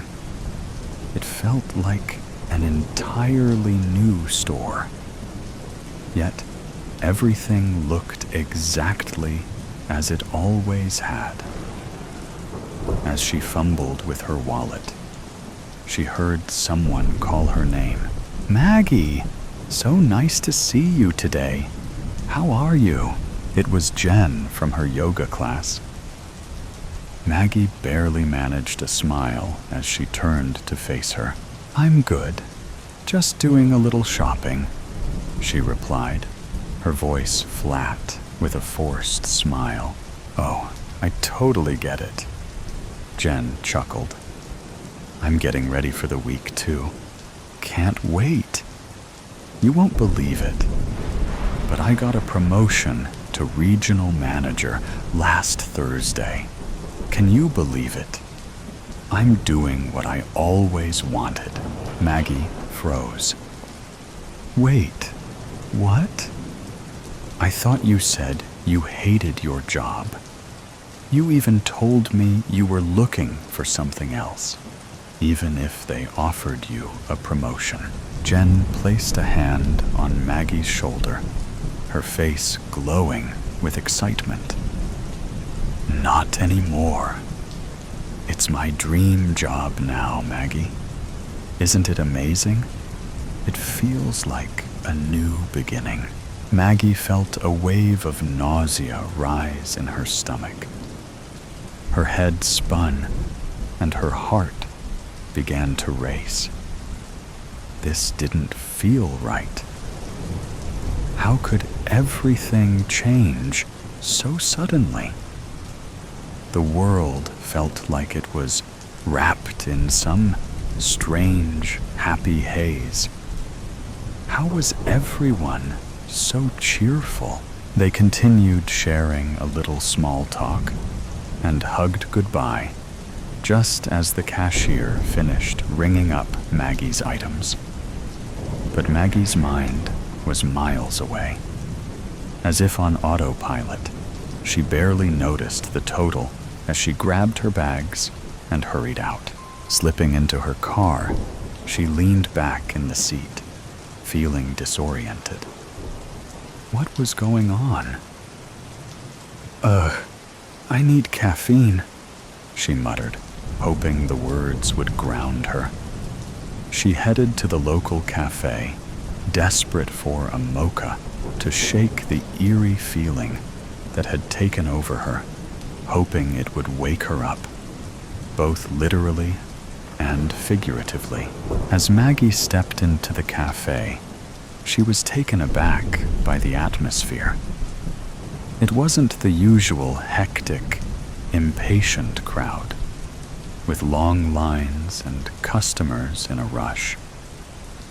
Instead, the cafe was filled with a relaxed energy. People were chatting casually, laughing, and smiling as they sipped their drinks. Then, out of nowhere, one of her co-workers from the hotel, Tim, walked in. His face lit up with a big grin. Their eyes met, and he waved enthusiastically as he made his way toward her, skillfully weaving through customers who were leaving. "Maggie, how are you?" Tim called out, his voice full of excitement. "I'm hanging in there," Maggie replied, still trying to make sense of the strange energy in the air as he joined the line behind her.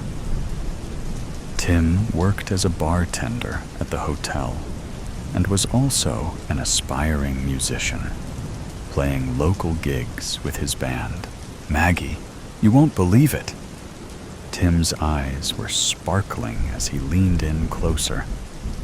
"I just signed a huge deal." "What? No way. Congratulations, Tim," Maggie exclaimed, her surprise matching the excitement in his voice. Tim couldn't contain his joy. "Yeah, my band got signed to a record label yesterday. It's my dream, and it's happening." Maggie shouted along with him, her mind still on guard. As Maggie picked up her mocha and exchanged goodbyes with Tim, she slowly made her way to the cafe door, still trying to process what she'd just heard. She was genuinely happy for him, but it felt like everyone's life was suddenly falling perfectly into place. Everyone except hers.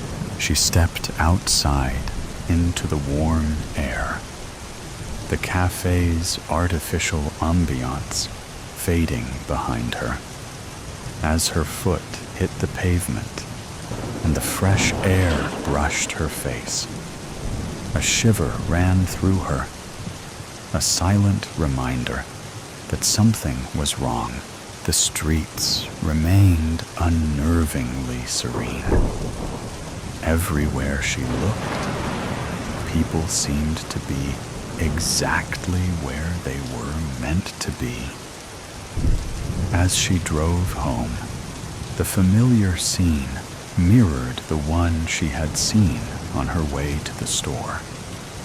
She passed a man sitting on a bench, sketching in a notebook, his face radiating quiet contentment. A woman jogged by, her expression one of pure determination, as if every step brought her closer to her passion. Even the baristas at the cafe earlier seemed to move in perfect harmony, clearly in their element. It was as if the world had shifted into some perfect version of itself, where everyone had found their calling. Maggie's stomach tightened as she pulled into her driveway, the weight of the day settling in. The laughter, the smiles, the overwhelming sense of satisfaction. It all felt surreal and too perfect. She quickly collected her groceries and rushed into her apartment, her haven from the unsettling aura of perfection that seemed to envelop everyone around her. How could everyone else be so content, so perfectly aligned with their passions, while she felt like she was just existing? The world outside her window seemed too vibrant, too flawless.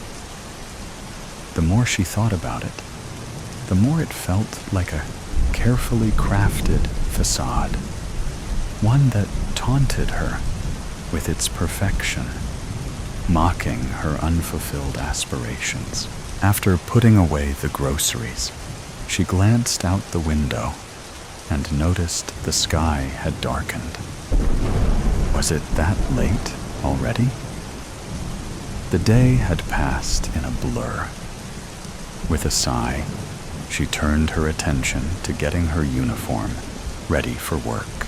She mentally ran through her usual Monday routine. Oh, that's right, she reminded herself.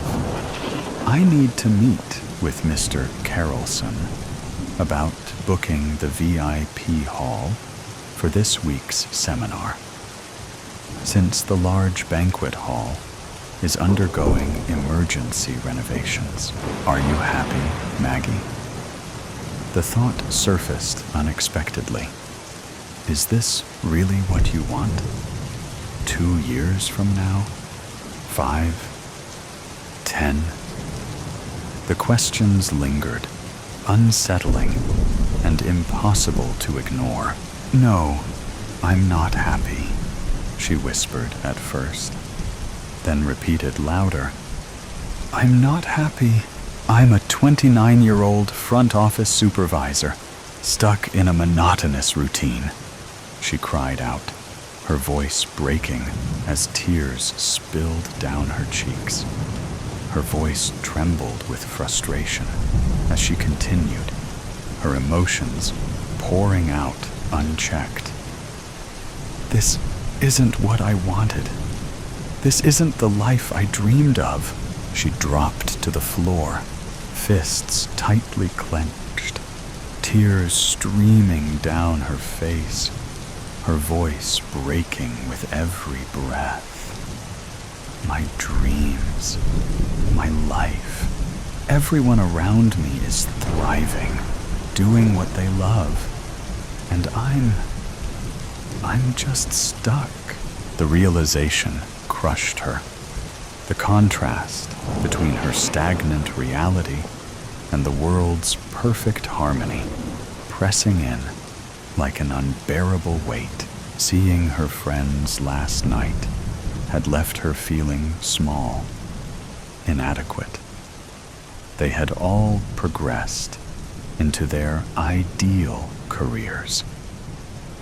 And when the conversation had focused on her, she attempted to joke and dismiss it with a nonchalant, "Oh, I just changed direction." But the truth was harder to admit, even to herself. Somewhere along the way, ambition had quietly given way to stability. The drive she once had, the fire that pushed her forward, had dimmed, replaced by routine and practicality.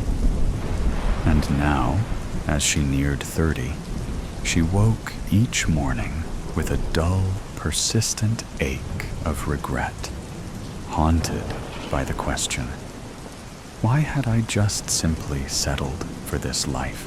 She had long since convinced herself that she was fine, that comfort and security were enough.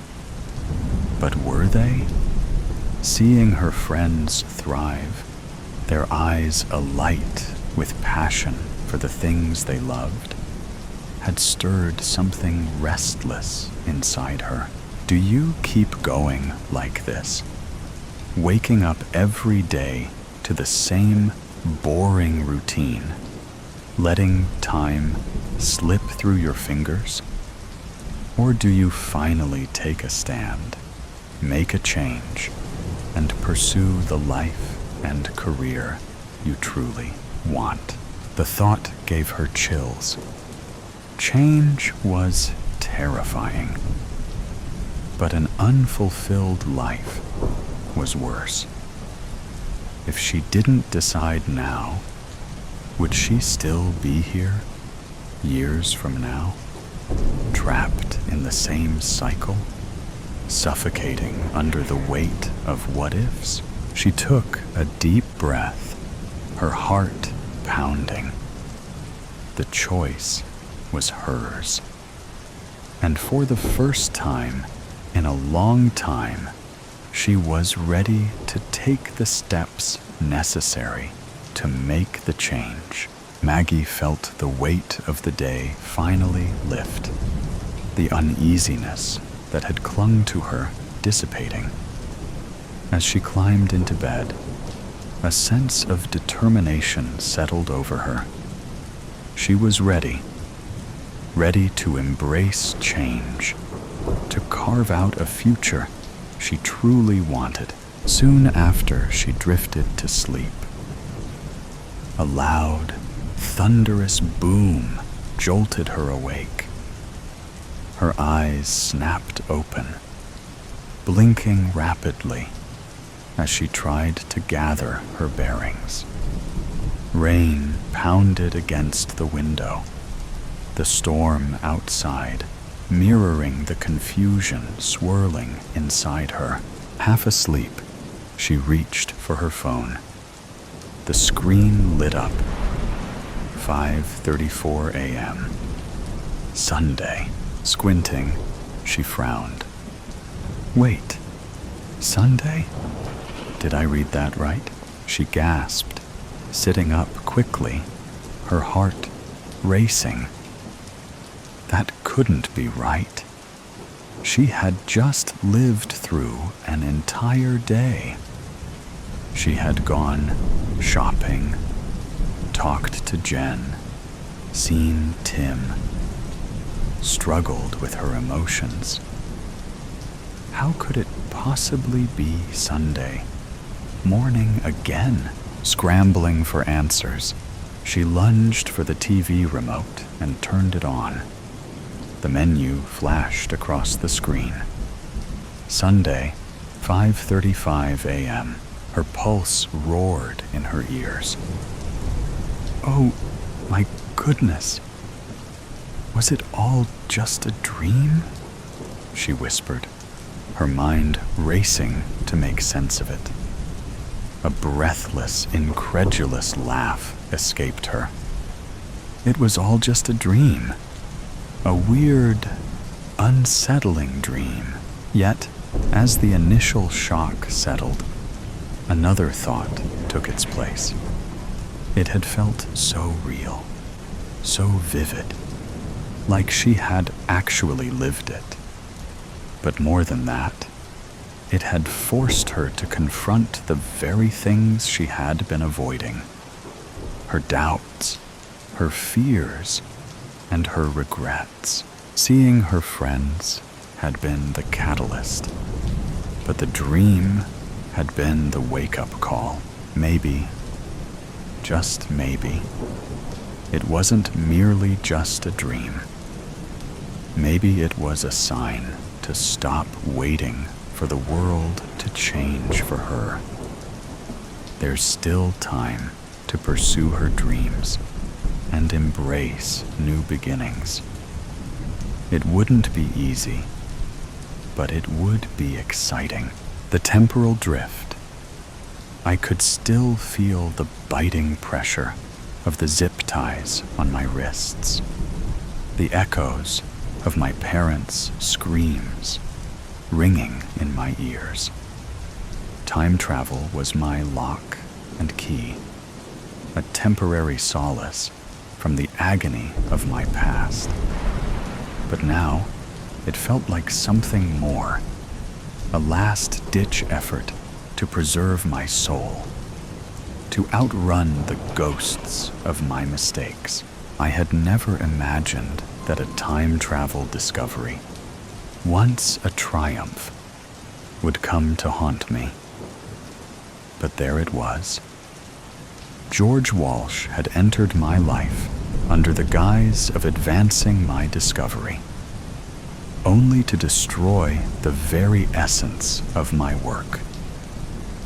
Our captors, a part of international security for global government, wanted nothing more than to exploit my discovery for their own gain. Revenge was the one thing I craved, the one thing that consumed me completely. It was an equation, a system of cause and effect I could almost predict. George Walsh had taken everything from me. My parents, murdered my work, destroyed my life in fragments of emotional turmoil. He deserved to vanish from existence. And in the stillness of my heart, I felt more certain that I could make that happen and get away with it. But I was no longer the same person I had been months ago. I was someone different, someone capable of far darker things than I had ever realized. And that terrified me.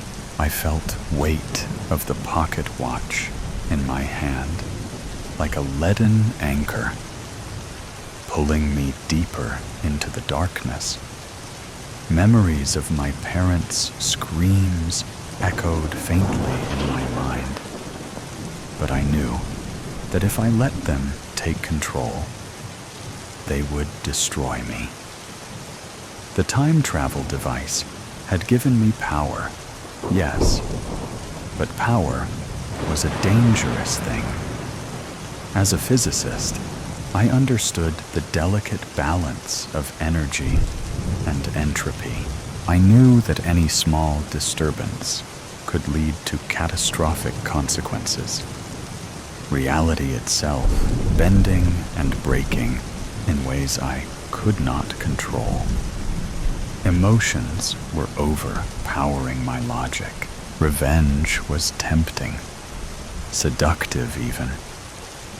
It was a persistent force, creeping into my thoughts, pulling me back into the past, into the moments of pain and loss. It was intoxicating. I could almost taste it, feel it running through my veins. If I allowed it to consume me, I'd be no better than the very people I sought to destroy. I was at war with myself, my mind telling me to focus, to fight the urge for violence, but my body trembling with the desire to strike. My nails dug into my palms, a small anchor in the raging storm.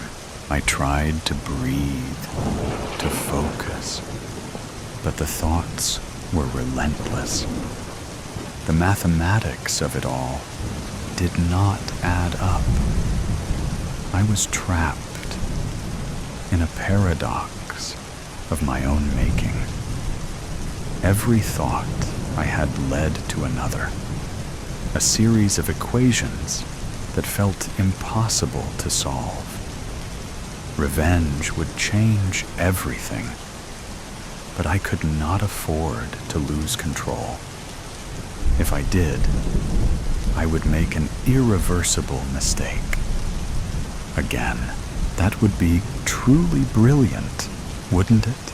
Sleep offered no comfort, but a pattern emerged in the dreams that plagued me. They were not mine, not entirely. They were vivid, pulling me into a past that was not my own, into a time of great resistance and rebellion. The golden age of piracy, a period of defiance against oppressive forces, where violence and betrayal were everyday occurrences. I grasped onto that dream like a lifeline. Perhaps revenge was not my only option.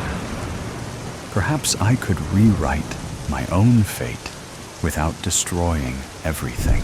However, the dark urge refused to be ignored. It whispered louder with every passing hour, its voice growing insistent and demanding. Revenge was cunning. It seeped into my bones, making it increasingly more difficult to think straight. It clawed at me, its claws like the jagged edges of a broken mirror. My hands convulsed. My heart raced. Every inch of me screamed for action. But I knew better. I was a scientist, after all. I understood systems, the way one small change could ripple outward and cause unintended consequences. Revenge was an unstable reaction. It would explode, and I would lose myself in the process. But I could not stop the storm inside of me. Time travel had never been attempted before.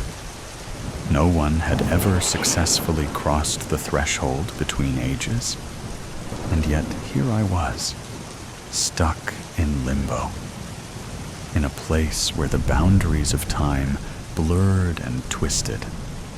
I should have been focused, should have been calculating every detail of my destination, but instead, my mind was adrift. It was as if the chaos inside me had spilled into the very fabric of time itself, distorting my path. And then, just as the chaos threatened to take over, I felt it. A cold, icy hand of dissonance. It was me, or at least a version of me, that I no longer recognized. This version of me was lost in the darkness, a person forged by pain and revenge, someone I was terrified of becoming. It was as if my own fear gripped my heart, pulling me away from the edge of destruction. I closed my eyes, fighting for control. I couldn't think clearly. The rage was suffocating, like a fear that threatened to consume me whole. I tried to remember what I knew about systems, Could I control the chaos? I thought of thermodynamics, of entropy, and the second law, that everything tended toward disorder. Was this my own collapse? Was I simply a part of a greater, inevitable breakdown? I clutched the pocket watch, the mechanism cold against my skin. The ticking, once a comforting sound, now felt like the ticking of a bomb.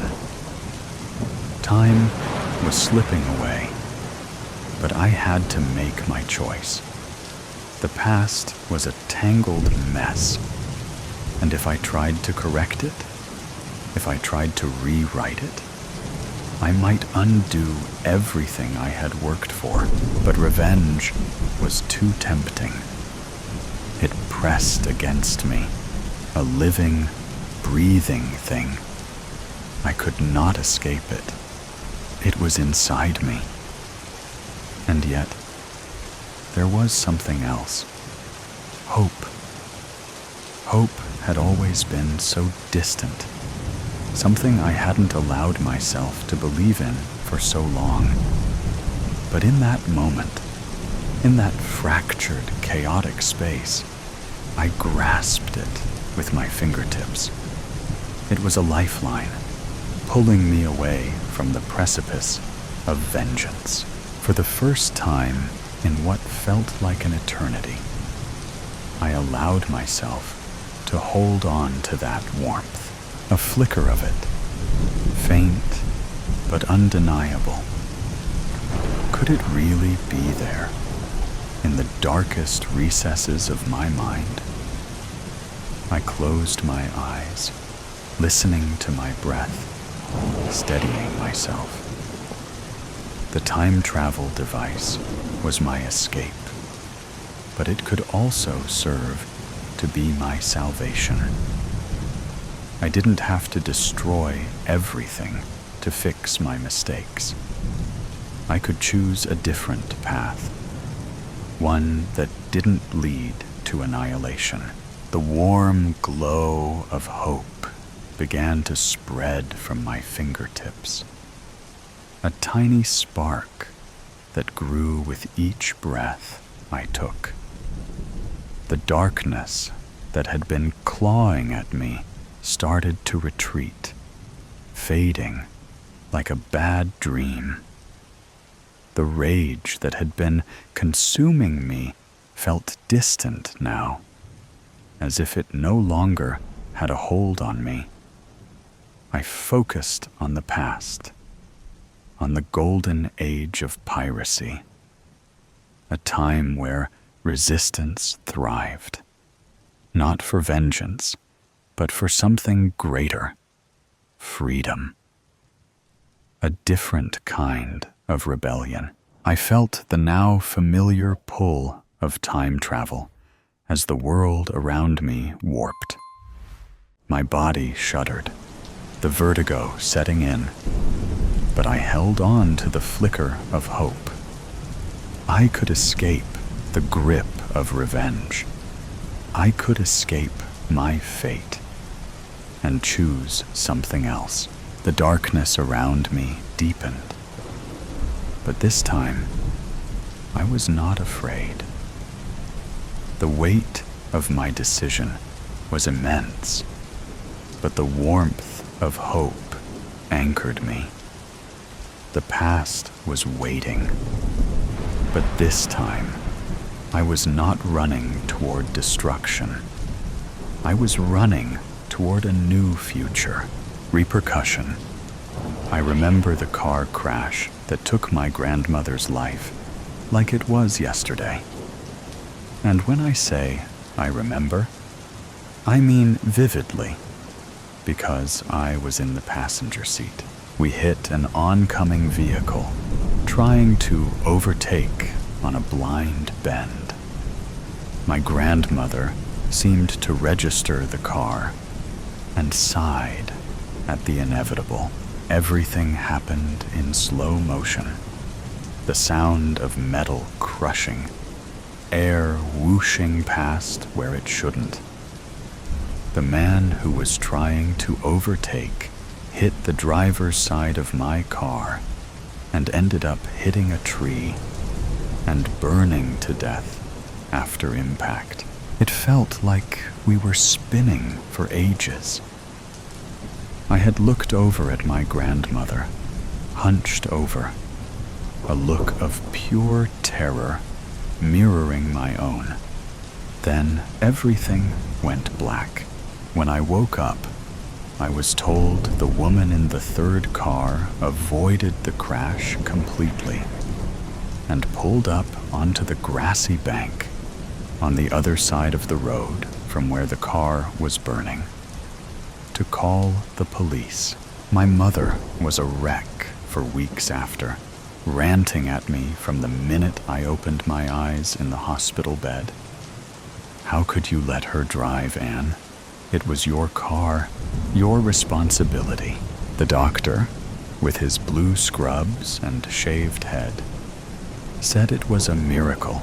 I only had a fractured wrist and concussion, considering my grandmother had split her head open, lost her arm with the car door, and had a heart attack as she bled out. I knew my mother's rage was mostly because I was unconscious for the last few moments of her mother's life, where she died alone and in pain. My father tried to reassure me that it wasn't my fault, but I knew it was. I knew she would still be here if I had driven.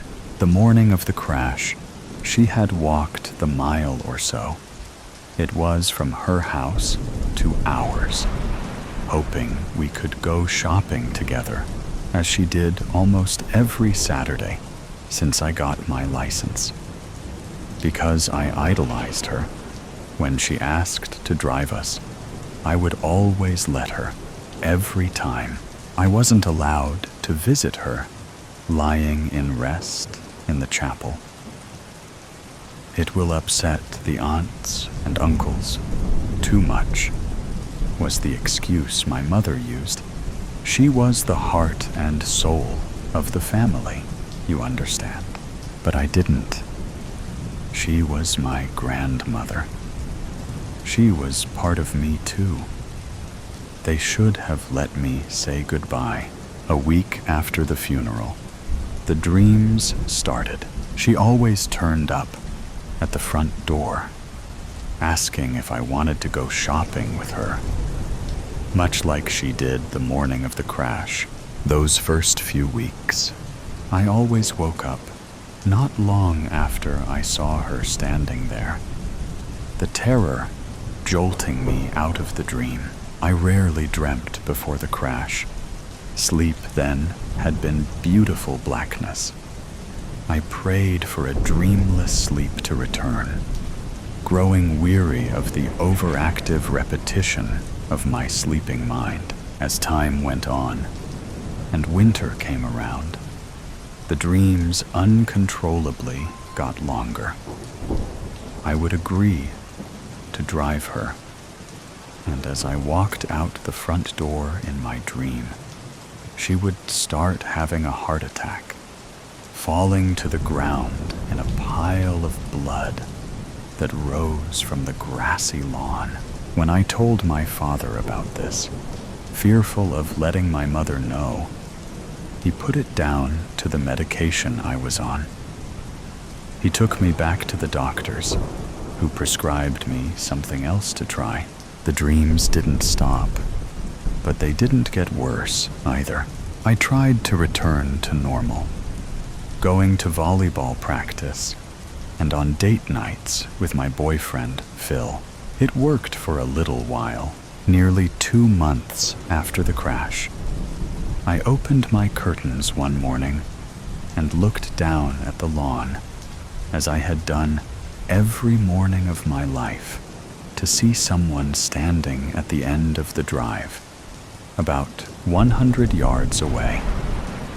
I didn't pay much attention to them the first day, or second. On the third day, the person moved a bit closer to the house, as if demanding to be seen. My grandmother looked up at me with a blank expression. I shut the curtains, trying to ignore the apparition. I was convinced death was coming to get me, so I stopped sleeping, afraid I wouldn't wake up. The lack of sleep meant grandmother was around more, stalking me from a closer proximity, standing behind me in the mirror as I washed my face in the morning, sitting in the back of the car when my mother took me to school, walking past me in the hallways at school. I was grateful she remained silent, and her right arm was still intact. She had given me a cross for my 10th birthday, and I dug it out of my closet and started wearing it constantly, hoping it would ward off her spirit, or at least trick my brain into warding her off. But the cross did nothing. I Googled ways to relax. It told me to take a bath and eat healthier food. I was barely eating, so I took a bath. Everything was okay, until the bath water turned bright red, like fresh blood. And I passed out from a mixture of fear and lack of food. My mother found me hours later, prune-like and shivering in the water. "Can't you see it?" I said through chattering teeth. She looked over my body as if checking for injury. "See what? What did you do?" I spoke slowly, my voice raspy. "The bath is filled with blood." My mother flinched, as though I had slapped her, then pulled the plug out and let the bath drain. Then she wrapped me in 3 towels and bundled me downstairs to sit in front of the fire, where I watched my grandmother's face dance behind the flames. One Saturday, at the height of my newfound insanity, as Phil was cooking us dinner in his family home, he called me by her name, Hazel. I got a head rush from the shock, and I closed my eyes for a few seconds while I waited for it to pass.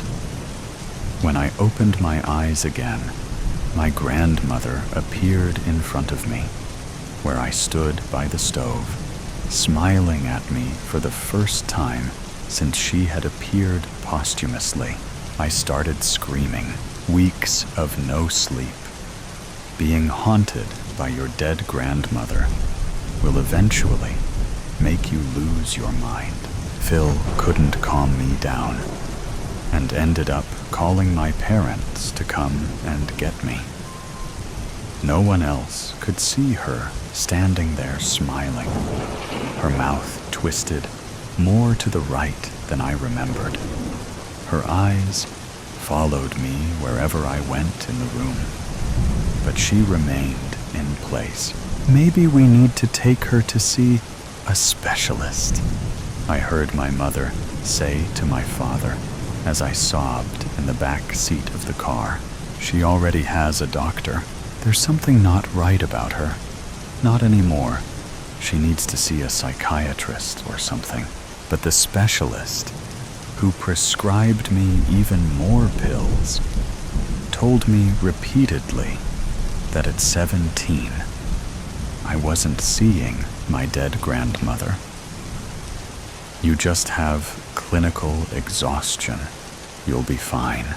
That night, I took the new pills I had been given to put me to sleep, only to be woken up by the feeling of hands around my neck, crushing my windpipe. I opened my eyes to see my grandmother standing over me, as I lay in bed, unable to move. "What a shame," my grandmother hissed, her voice deep and not at all the sweet, sing-song voice she had in life. I needed her to stop haunting me. Tears streamed down my cheeks as I fought to get the words out. "I would do anything to trade places with you. Anything." Her mouth pulled up slowly on the right side. "Anything." I was gasping in the dark. No, not gasping. Choking. Choking on something in my throat. A snake crawled into my mouth and was snaking its way to my stomach. I could feel my lips around its slimy body. "She's awake," I heard my mother say.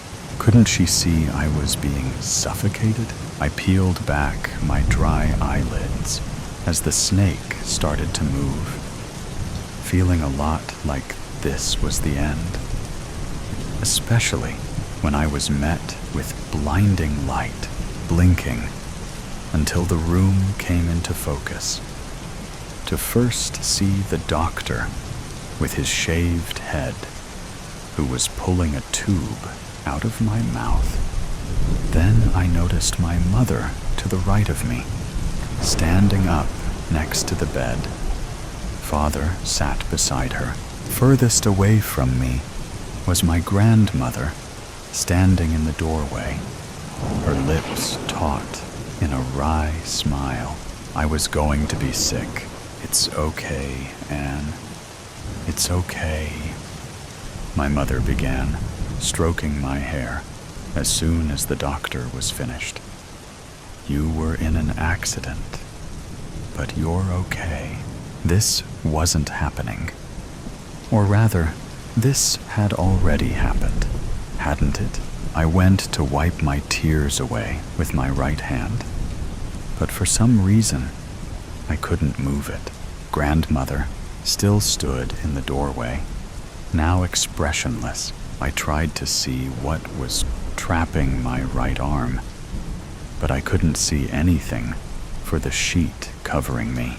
"You were in a car crash, darling. But my mother couldn't continue, breaking into sobs. I tried to say, "What?" but it came out all muffled and wrong. My tongue, somehow, too big for my mouth. My father was shaking his head.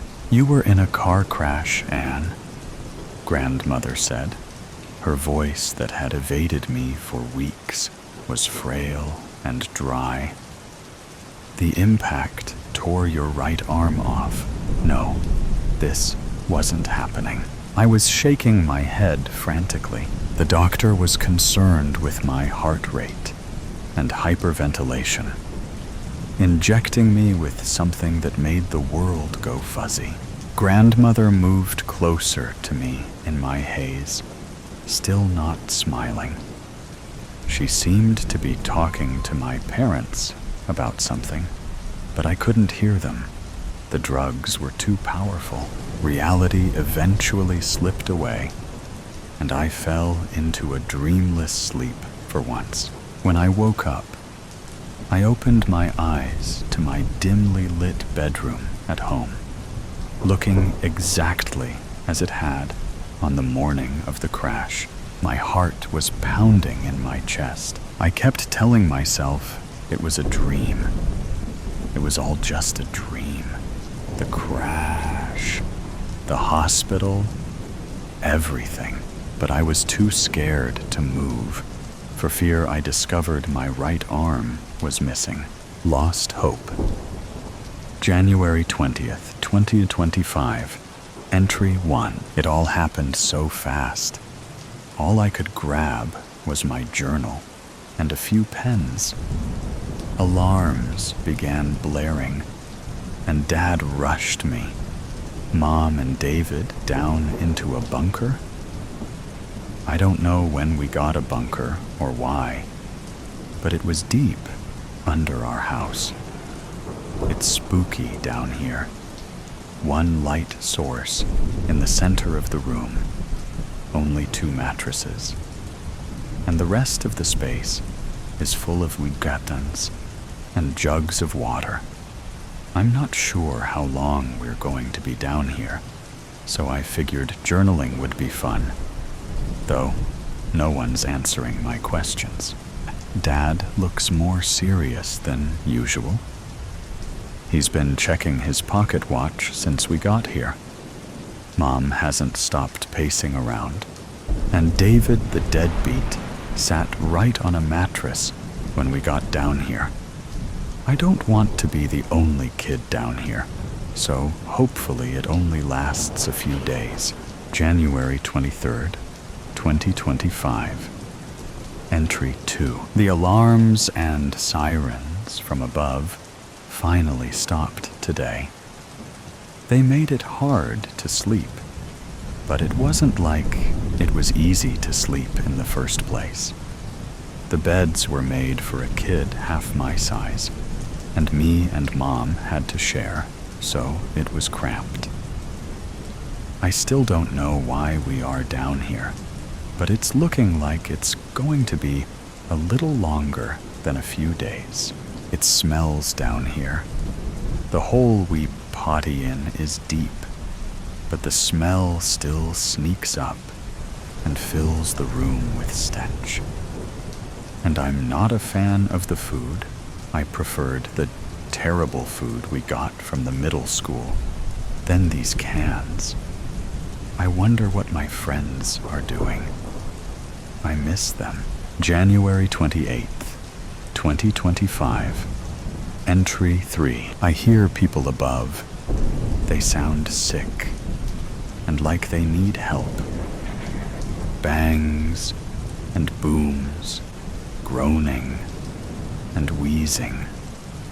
These sounds echoing through the bunker. But Dad says we can't help them.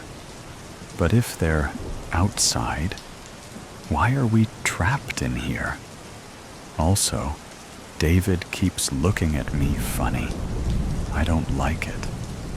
It ruins our card games. February 1st, 2025. Entry 4. I would have been such a great weather girl. I was always jealous of the ladies on TV. They were so pretty. But I can always guess the weather in the bunker. A high chance of inhaling bodily fumes, followed by boredom for the entire day. Stay safe, folks.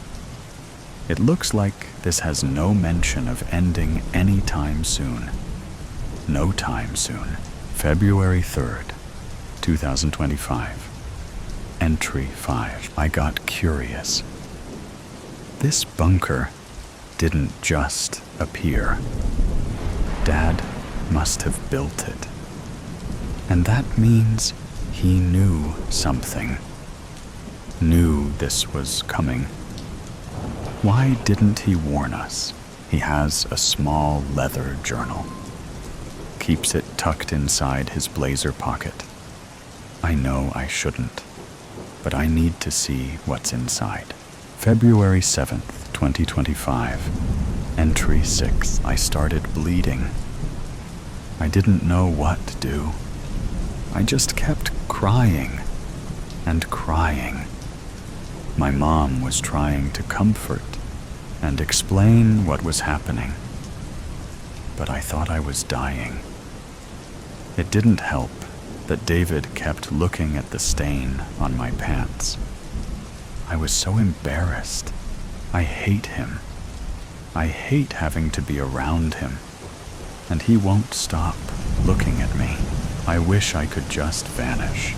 February 8th, 2025. Entry 7. I stayed up while everyone was sleeping.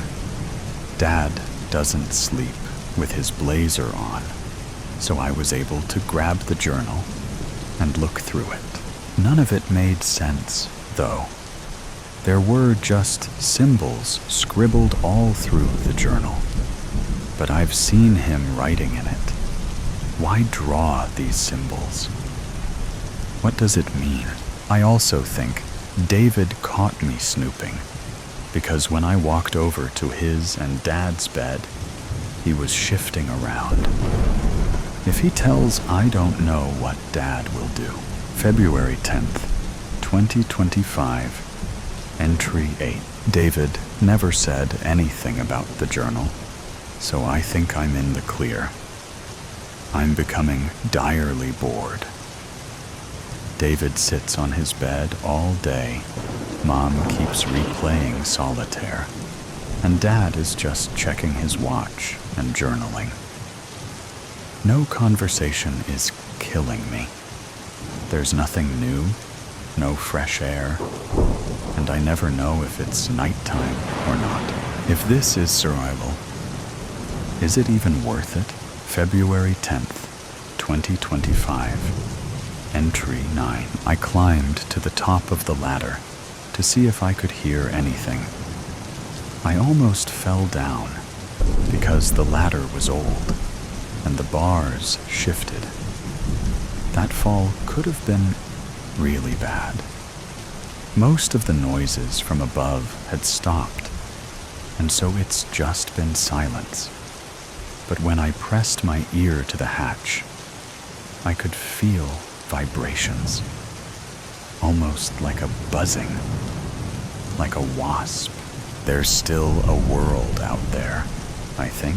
February 12th, 2025, Entry 9. I asked Dad about the buzzing, since now it's loud enough to be slightly heard from in the bunker. He, of course, didn't answer me, but he looked concerned by me asking. I couldn't take it.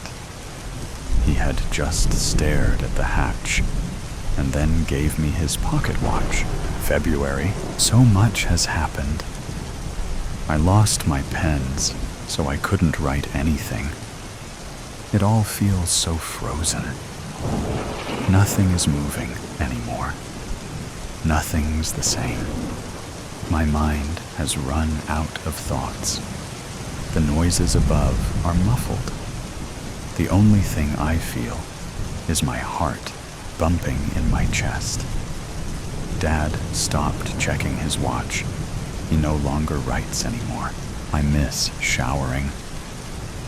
My body is so dirty, even though I scrub so much. No matter how hard I try, the dirt won't come off. I catch my dad looking at the ceiling every day now.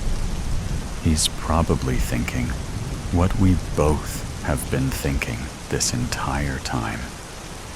Is it safe to go up yet? He always looks scared whenever the thought crosses his mind. I can see it. His dread of what's to come. Why won't he tell me? Is it so terrible? Maybe I should find out for myself. It would be better than being in this casket. I'm tired of soup. I'm so tired. I want him to hug me. I want a hug so bad. It's been so long since I've been hugged. But I can't. I can't accept his comfort. It's hurting him to know he can't help me. A hug from Mom would've. She gave the best hugs. The buzzings never stopped before. So many continuous days with that buzzing in my ear. It's finally gone. Something changed. I have to take this chance. Dad would try to stop me if he knew. I have to do it now while he's asleep. I know you're reading this now, Dad. I love you. I wasn't strong enough. Forgive me. Is that a train? With extreme speed, the wind brushed against my face, blew my hair into my eyes, and tangled it around my head and neck. I clawed at the long red strands as I watched clouds begin to swirl, moving into a large circular motion. 12 o'clock, noon, and the skies were as dark as night. The few clouds that showed up against the dark sky were as huge, grayish, white pillows running across the sky. The wind became swifter and colder in a matter of seconds. I ran towards the house for shelter as fast as my legs could carry me. Then the rain came. Large, hard drops that pelted my unprotected head with a fierceness I had never experienced. I slammed through the door, ran about the house, closing all the windows that were opened to beat the heat and humidity. The wind whistled through the walls of the old clapboard homestead with a vengeance. Down the 6 steep steps to the basement, I ran, spotted the old handheld radio, and quickly grabbed it. Rolling through the channels, there was nothing but static. I tore the back off to check for batteries. Empty. Stumbling across the bold orange, black, and yellow, striped indoor, outdoors carpet, I headed back up the stairs toward the kitchen. My anxious pull on the utility storage drawer was more aggressive than intended. It flew across the room, slammed against the opposite wall as its contents soared around the room. I located the batteries and began to move in that direction. Then, out went the lights. I had lived in that house my entire life, 35 years. But it was still difficult to find my way across the room on my hands and knees in the dark. Finally, I made it across the room. In the process, I rammed my head into the cabinet door. The batteries lay within reach. After slamming the batteries into the old radio, I ran back to the basement to find a flood. Water rising, now licked at the 2nd step from the bottom. Suddenly, the rain stopped, and the wind stopped blowing. It was too quiet. I looked out the back door window. The sky, still black as night, made it hard to see what was going on in the sky above. I looked all around. Nothing but blackness. There was a deafening sound. I looked around to find the source, but it was too dark to see anything from my viewpoint. The leaves on the trees rustled, then fell to the ground. The noise was so intense, I thought I was hearing things. A low whistle, accompanied by a chuka, chuka, chuka, mixed with a loud scream that grew into something painful. I covered my ears with my hands, unsure if the scream came from me or elsewhere. I ran from the house and across the street to my neighbor's yard and the safety of their basement home. As a child, both of my parents worked nights. They had instructed me, as well as my 3 siblings. If there is ever a chance of a tornado, run across the street to the Williams house. Their entire home is a basement and the safest place to be in a bad storm. We lived in the Midwest, where I still resided, and people had called our area Tornado Alley because the tornadoes almost always came right through our neighborhood. This caused destruction, with much expense for replacing things like roofs, sheds, cars, and trucks, and sometimes even livestock. As an adult, I still take my parents' instructions to heart and run to my neighbor's house when necessary. Alice opened the door and dragged me in. That's when I saw the source of the eerie sound. "Is that a train?" I asked Alice, my neighbor, even as the question sounded ludicrous to my ears. A train in the sky?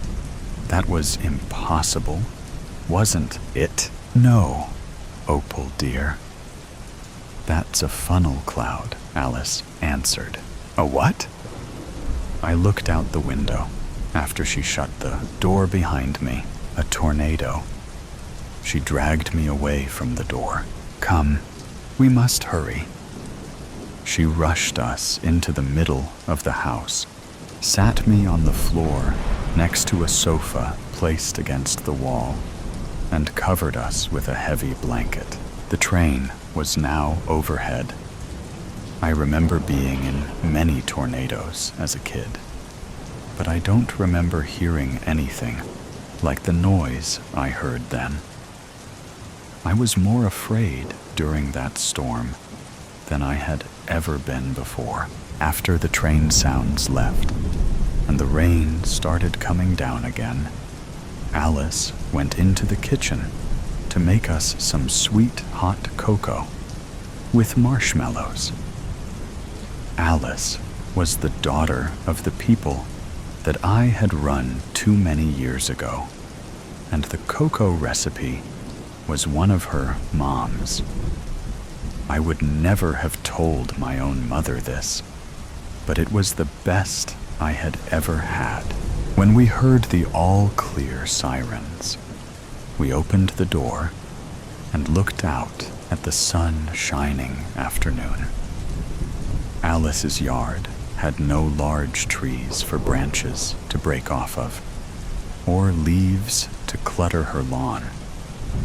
But the family always had a huge garden with potatoes, carrots, lettuce, tomatoes, and many other things like stalks of corn and assorted colors of peppers. Unfortunately for Alice, it looked like there was going to be a lot of canning going on at her house very soon. There were trees that grew to the side of their house along the roadside, but they were evergreens, stout and dense. I remember hiding behind them to block the wind as we waited for the school bus. There was an entire row of 6, and on frigid days, other kids would walk to the Williamses' yard just to use the tree block. Sometimes 7 or 8 of us, all huddled there together for warmth. The evergreens were planted there as protection from high winds and storms. It seemed to work.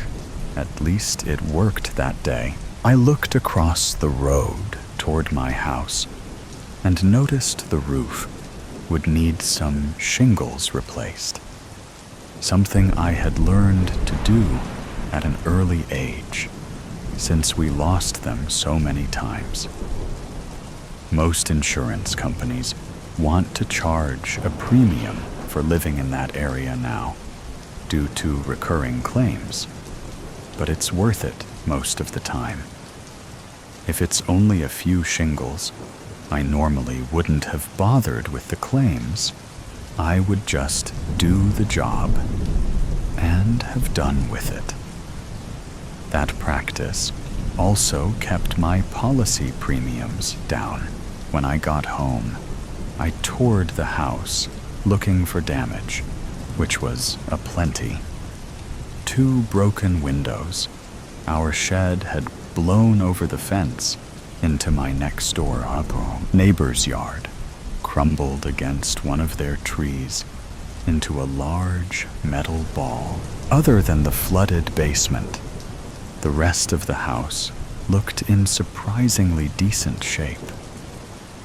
The water in the basement would recede in time, and with the application of a little mold repellent, the standing water cleanup should be fairly easy. I now know what a tornado sounds like. I guess I've been lucky over the years. That was the only time I was that close to a tornado. I used to hear stories from folks in the area talking about seeing and hearing a tornado. Each tale was just a little different.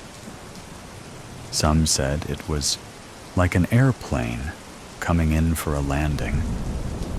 Others said it was like a car crash with metal tearing and brakes squealing.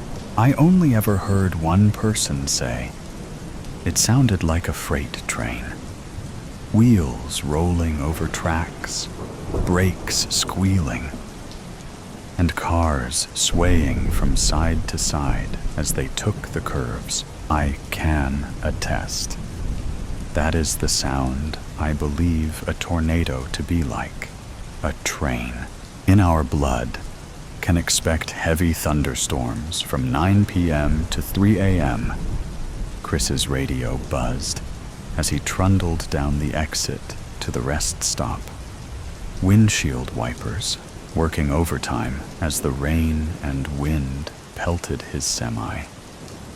He would have to wait out the storm, lest he risk ending up in a ditch. All the better for me, he thought to himself as he pulled up to the truck stop. I can finally look for someone to play with. Chris had been a trucker for years, enjoying the solitude of the road and the freedoms it granted him. Were he to succeed at his goals, he would need space and quiet. His roots offered him just that. Nobody had caught on to him yet, though the news was always warning potential victims away from hitchhiking. He was a legend along I-80, killing travelers and truckers alike. He climbed out of his truck, hurrying inside the rest stop as the rain poured. The place was completely dead. Chris sighed, cursing his bad luck. First the storm, and now nobody around to play with. He was going to have to keep moving, wasn't he? His fingers itched to grasp a life by the throat, to tear it apart piece by piece until there was nothing left but red. It had been too long since he had had free rein. He thought back to his last hunt. He had snuffed out a college kid whose car had broken down on the side of the road.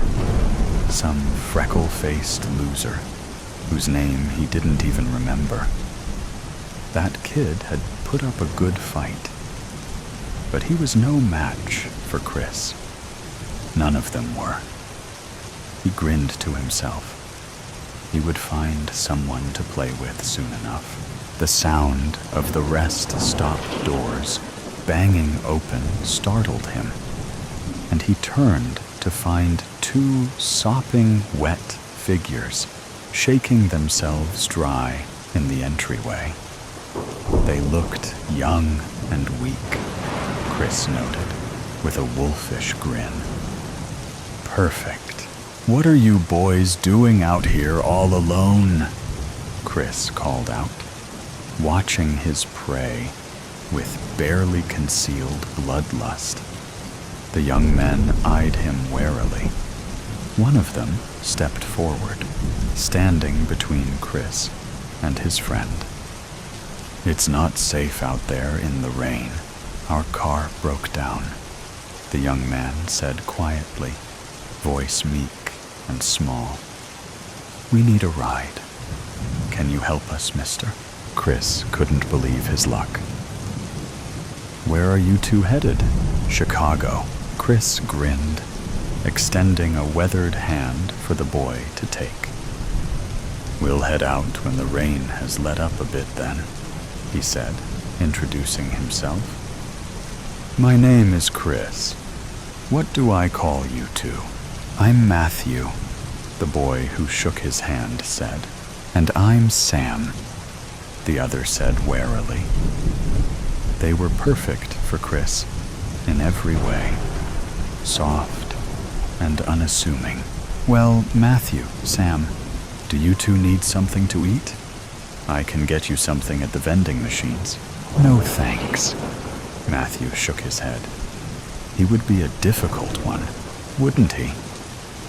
"We're okay." The trio sat in awkward silence for about a half an hour, waiting for the rain to let up. Chris fidgeted where he sat, watching the two young men, impatient. He supposed he didn't have to wait for the rain to let up completely. "Wanna head out?" he asked, standing. "I don't think waiting around here is gonna do us much good. The rain is supposed to continue almost all night." "All fine by me," Matthew sighed, helping Sam to his feet. "After you, mister." Chris led them through the pouring rain and towards his truck, helping them up into the cabin. Thunder boomed overhead, a sinister soundtrack for what was about to come. Chris got Matthew and Sam situated and then pulled out of the rest stop, heart soaring with anticipation. "So what's in Chicago?" Chris asked, looking over at Matthew. "Family? Friends? A new start?" Matthew said quietly, expression tense. "I don't want to talk about it." "Perfect," Chris thought. "They're runaways." "Fair enough. I won't make you talk if you don't want to." "Where are you headed?" Sam asked. The first thing he had said the entire time he was in Chris's truck. "Are you going to Chicago too?" "Nah," Chris dismissed. "I'm headed for the East Coast. Raleigh." "Not anymore," Chris gasped as Matthew reached across the center console, wrestling the steering wheel out of his grip and sending them veering off the road. Chris swore as his trailer swung off of the road, rending metal screeching as sheets of rain cascaded down upon them. What the hell was this kid's problem? Rage built in Chris's chest as the semi came to a shuddering halt, firmly lodged in the drainage ditch. "You're ours now," Matthew hissed as he stuck Chris in the neck with something sharp and stinging. He could feel the fight leave his body as Matthew and Sam dragged him out of the truck and into the ditch. What were these kids? Chris struggled against his captors, but whatever they had drugged him with was making it hard to coordinate his limbs. He was so tired. "Sammy," Matthew hummed as he brushed Chris's rain-matted hair off of his forehead. "He can be yours. Happy birthday." Sam grinned wildly, the flicker of light against a blade catching Chris's eye as he lay paralyzed in the mud and grass. These kids were like him, he realized. He had fallen victim to his own game. He coughed weakly as Sam's knife ghosted across his skin, stinging icy cold. He was completely at the mercy of those he was sure would have been his victims. "You thought you could kill us," Matthew mused, gaze cold and calculating. Lightning split the sky with a resounding crack.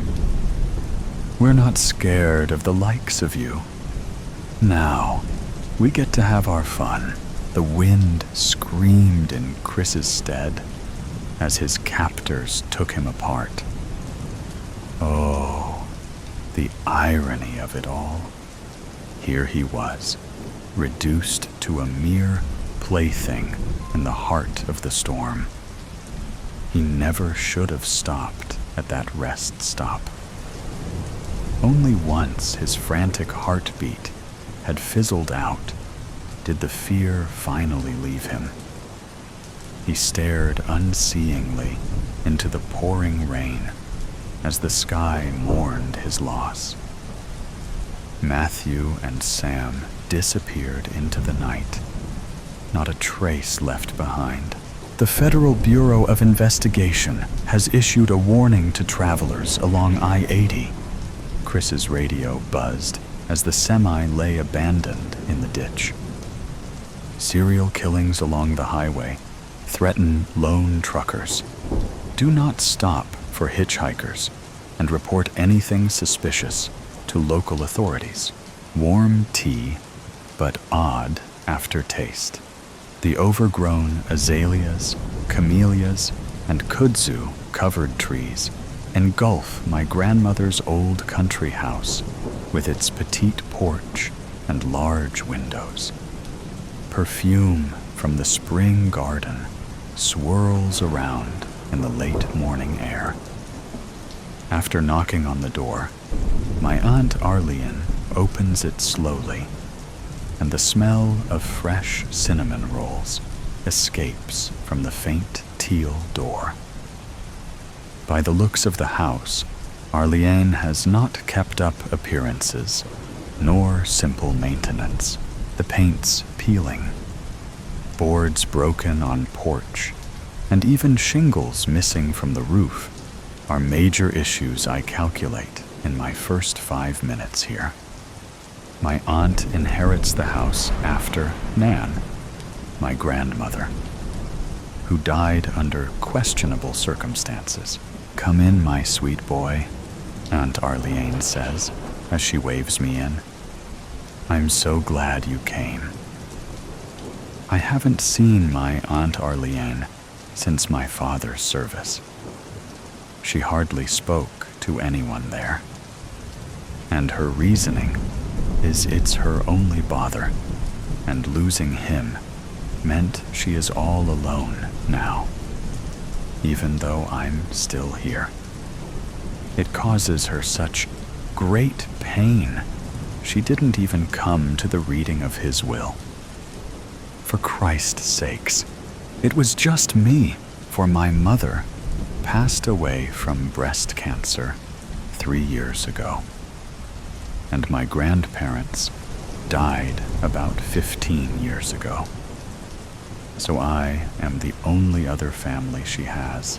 She shuffles across the vestibule towards the front sitting room. The morning sun bakes the overly stuffed room. "Please have a seat, my dear." She motions towards a chair near a coffee table. Then she sits across from me on a satin love seat. Underneath the sugary sweet smell of rolls lies a stale, almost mildew stank that stings my nose.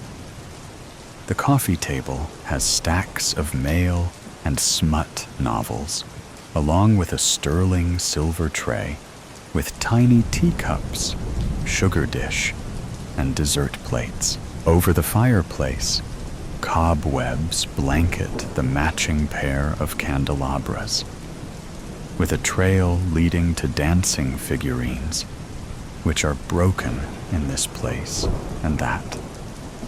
"I'm sorry about your father," she says, while her jowls jiggle among a slit mouth. She brings up a handkerchief to the corner of her lips. Her head and hands shake a bit, as if she's strung up by marionette threads and the puppeteer isn't paying attention. "I'm sorry as well. I know you and Dad were so close," I add. When I adjust my khakis pants, a loud pop comes from the chair cushion. So I gently lean back with my hands on my knees to avoid moving again, just waiting for the chair to cave in. Aunt Arlene straightens her lace collar on her well-pressed dress, like she didn't hear the my ass breaking the chair. "You know your parents always wanted to give you a little sister, but I believe your mother only wanted a girl she could dress up in fancy little dresses." Arlene sighs. She tinkers her dainty gold watch on her wrist. It's so small, I doubt she could even read it. This place seems to have paused the minute my grandpap died. Even the grandfather clock in the corner, which keeps eternal hands at 10 and 2. I don't know how old my aunt is, but when I was little, I would pretend that she was like 110.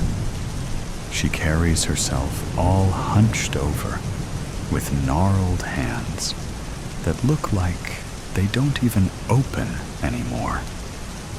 The hair she keeps in perfect curls tight to her head, with the typical old lady hat adorning the top with the matching gloves.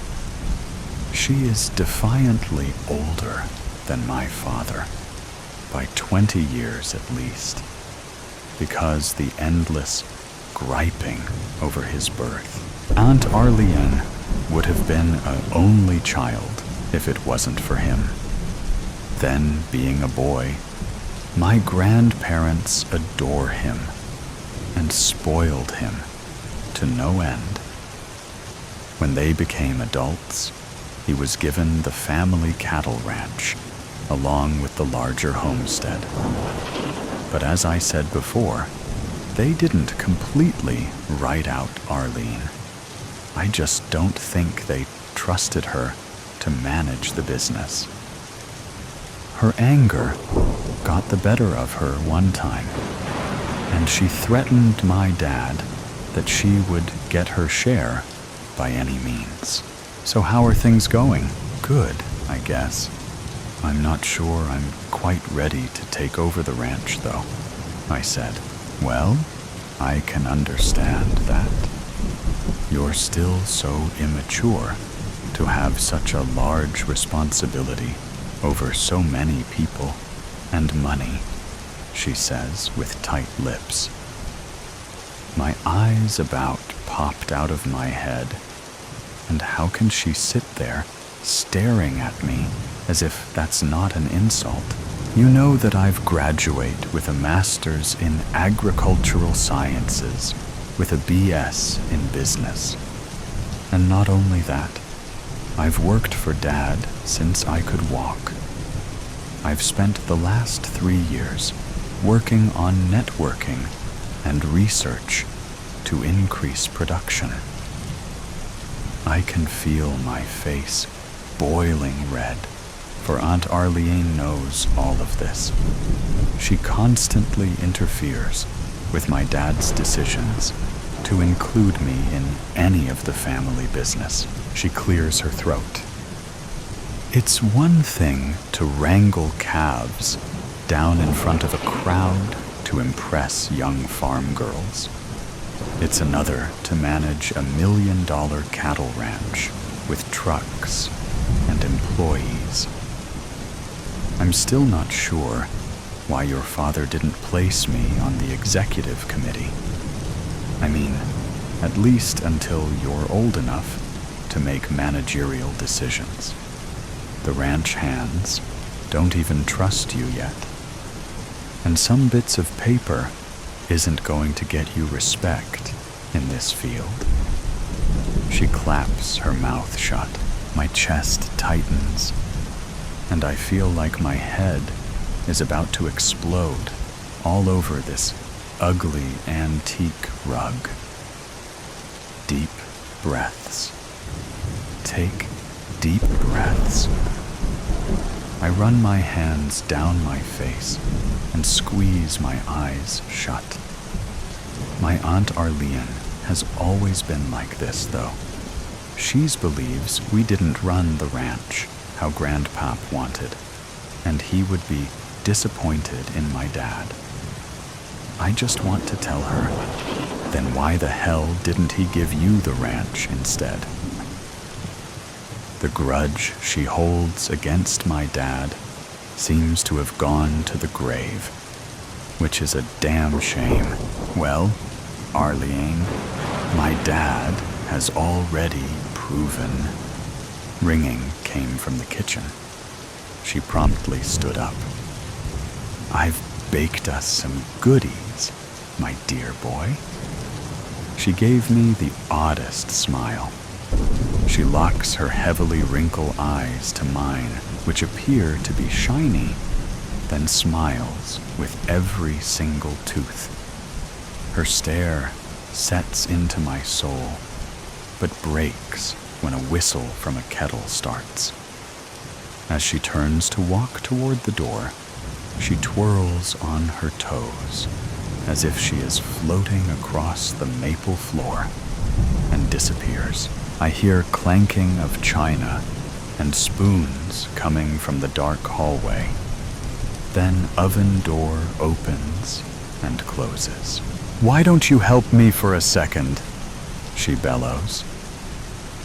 As I get up from the chair, the spring bounces back into place with a crack. I shake my head. I'm not sure why I came. I wander down the damp hallway towards a swinging kitchen door that looks like a portal to another world. Here, she hands me a small carafe. Could you please add some milk to this? She plates the pan of hot rolls onto a floral china platter. Can you carry the milk and teapot for me? There's too much to juggle here. She turns and vanishes from the kitchen. I try to follow her, but my knuckles are burning just a bit from the side of hot teapot. So by the time I make it back to the sitting room, she is ready to hand me a place with a cinnamon roll on it. How do you like your tea? She asks. But before I can say, she starts humming Old Rugged Cross. I decide to change seats, for I am certain that the chair is on the edge of collapse. I like a little sugar. No milk, I answer, while dropping into the love seat. She clinks around the serving tray, mixing the teas. Here you go, my dear. She smiles again, passing me the cup and saucer. Is there a reason you asked me here? I'm kind of busy dealing with all this stuff with Dad, I said, while taking a sip of dark tea. It hit really strong and bitter, almost like eating soap. I couldn't help but to screw up my face and swallow hard. Well then, down the hatch, I held my breath and sucked the rest of the cup. I didn't think you could screw up tea, but there's always a first. So here's to the cinnamon rolls for being better. I hold it up as if I'm toasting my dad. The first bite proves it to be edible. Oh, no real reason. I just wanted to see my only nephew. Arlene answers, with a blow and sip of tea. She takes a deep breath of tea in and continues to sip her tea. To my understanding, it's just the two of us now, no other relatives, she says. Is there a young lady in the picture? No, I say. Cough. Another bite. I put the teacup on the table. I'm not seeing anyone right now. You need more tea, she says. But before I could answer no, she snatches the cup and fills it with more and adds more sugar. Here I added more sugar to it. She hands the cup back, and I take a sip. Nope, just as bitter as before. Another cough. I made a new flavor of tea. It's a bit darker than my usual, but I didn't think it was that strong. Want me to add some milk? She reaches out for my cup again. I wave my hand to decline and chug the remaining. Cough. A pain in my stomach slams into my ribs, and the cinnamon roll tries to run up my throat. I'm not feeling too... But before I could get the words out, the world blurs, and my head feels like it's full of lead, and I feel my body slide down the love seat to the floor. Well, my darling nephew, I've grown tired of you and your father taking from me, and now I'm finally getting what is rightfully mine. I hope you enjoy your last meal. I really do think the oleander tea tastes better with some milk. Aunt Arlene's large smile fades to black,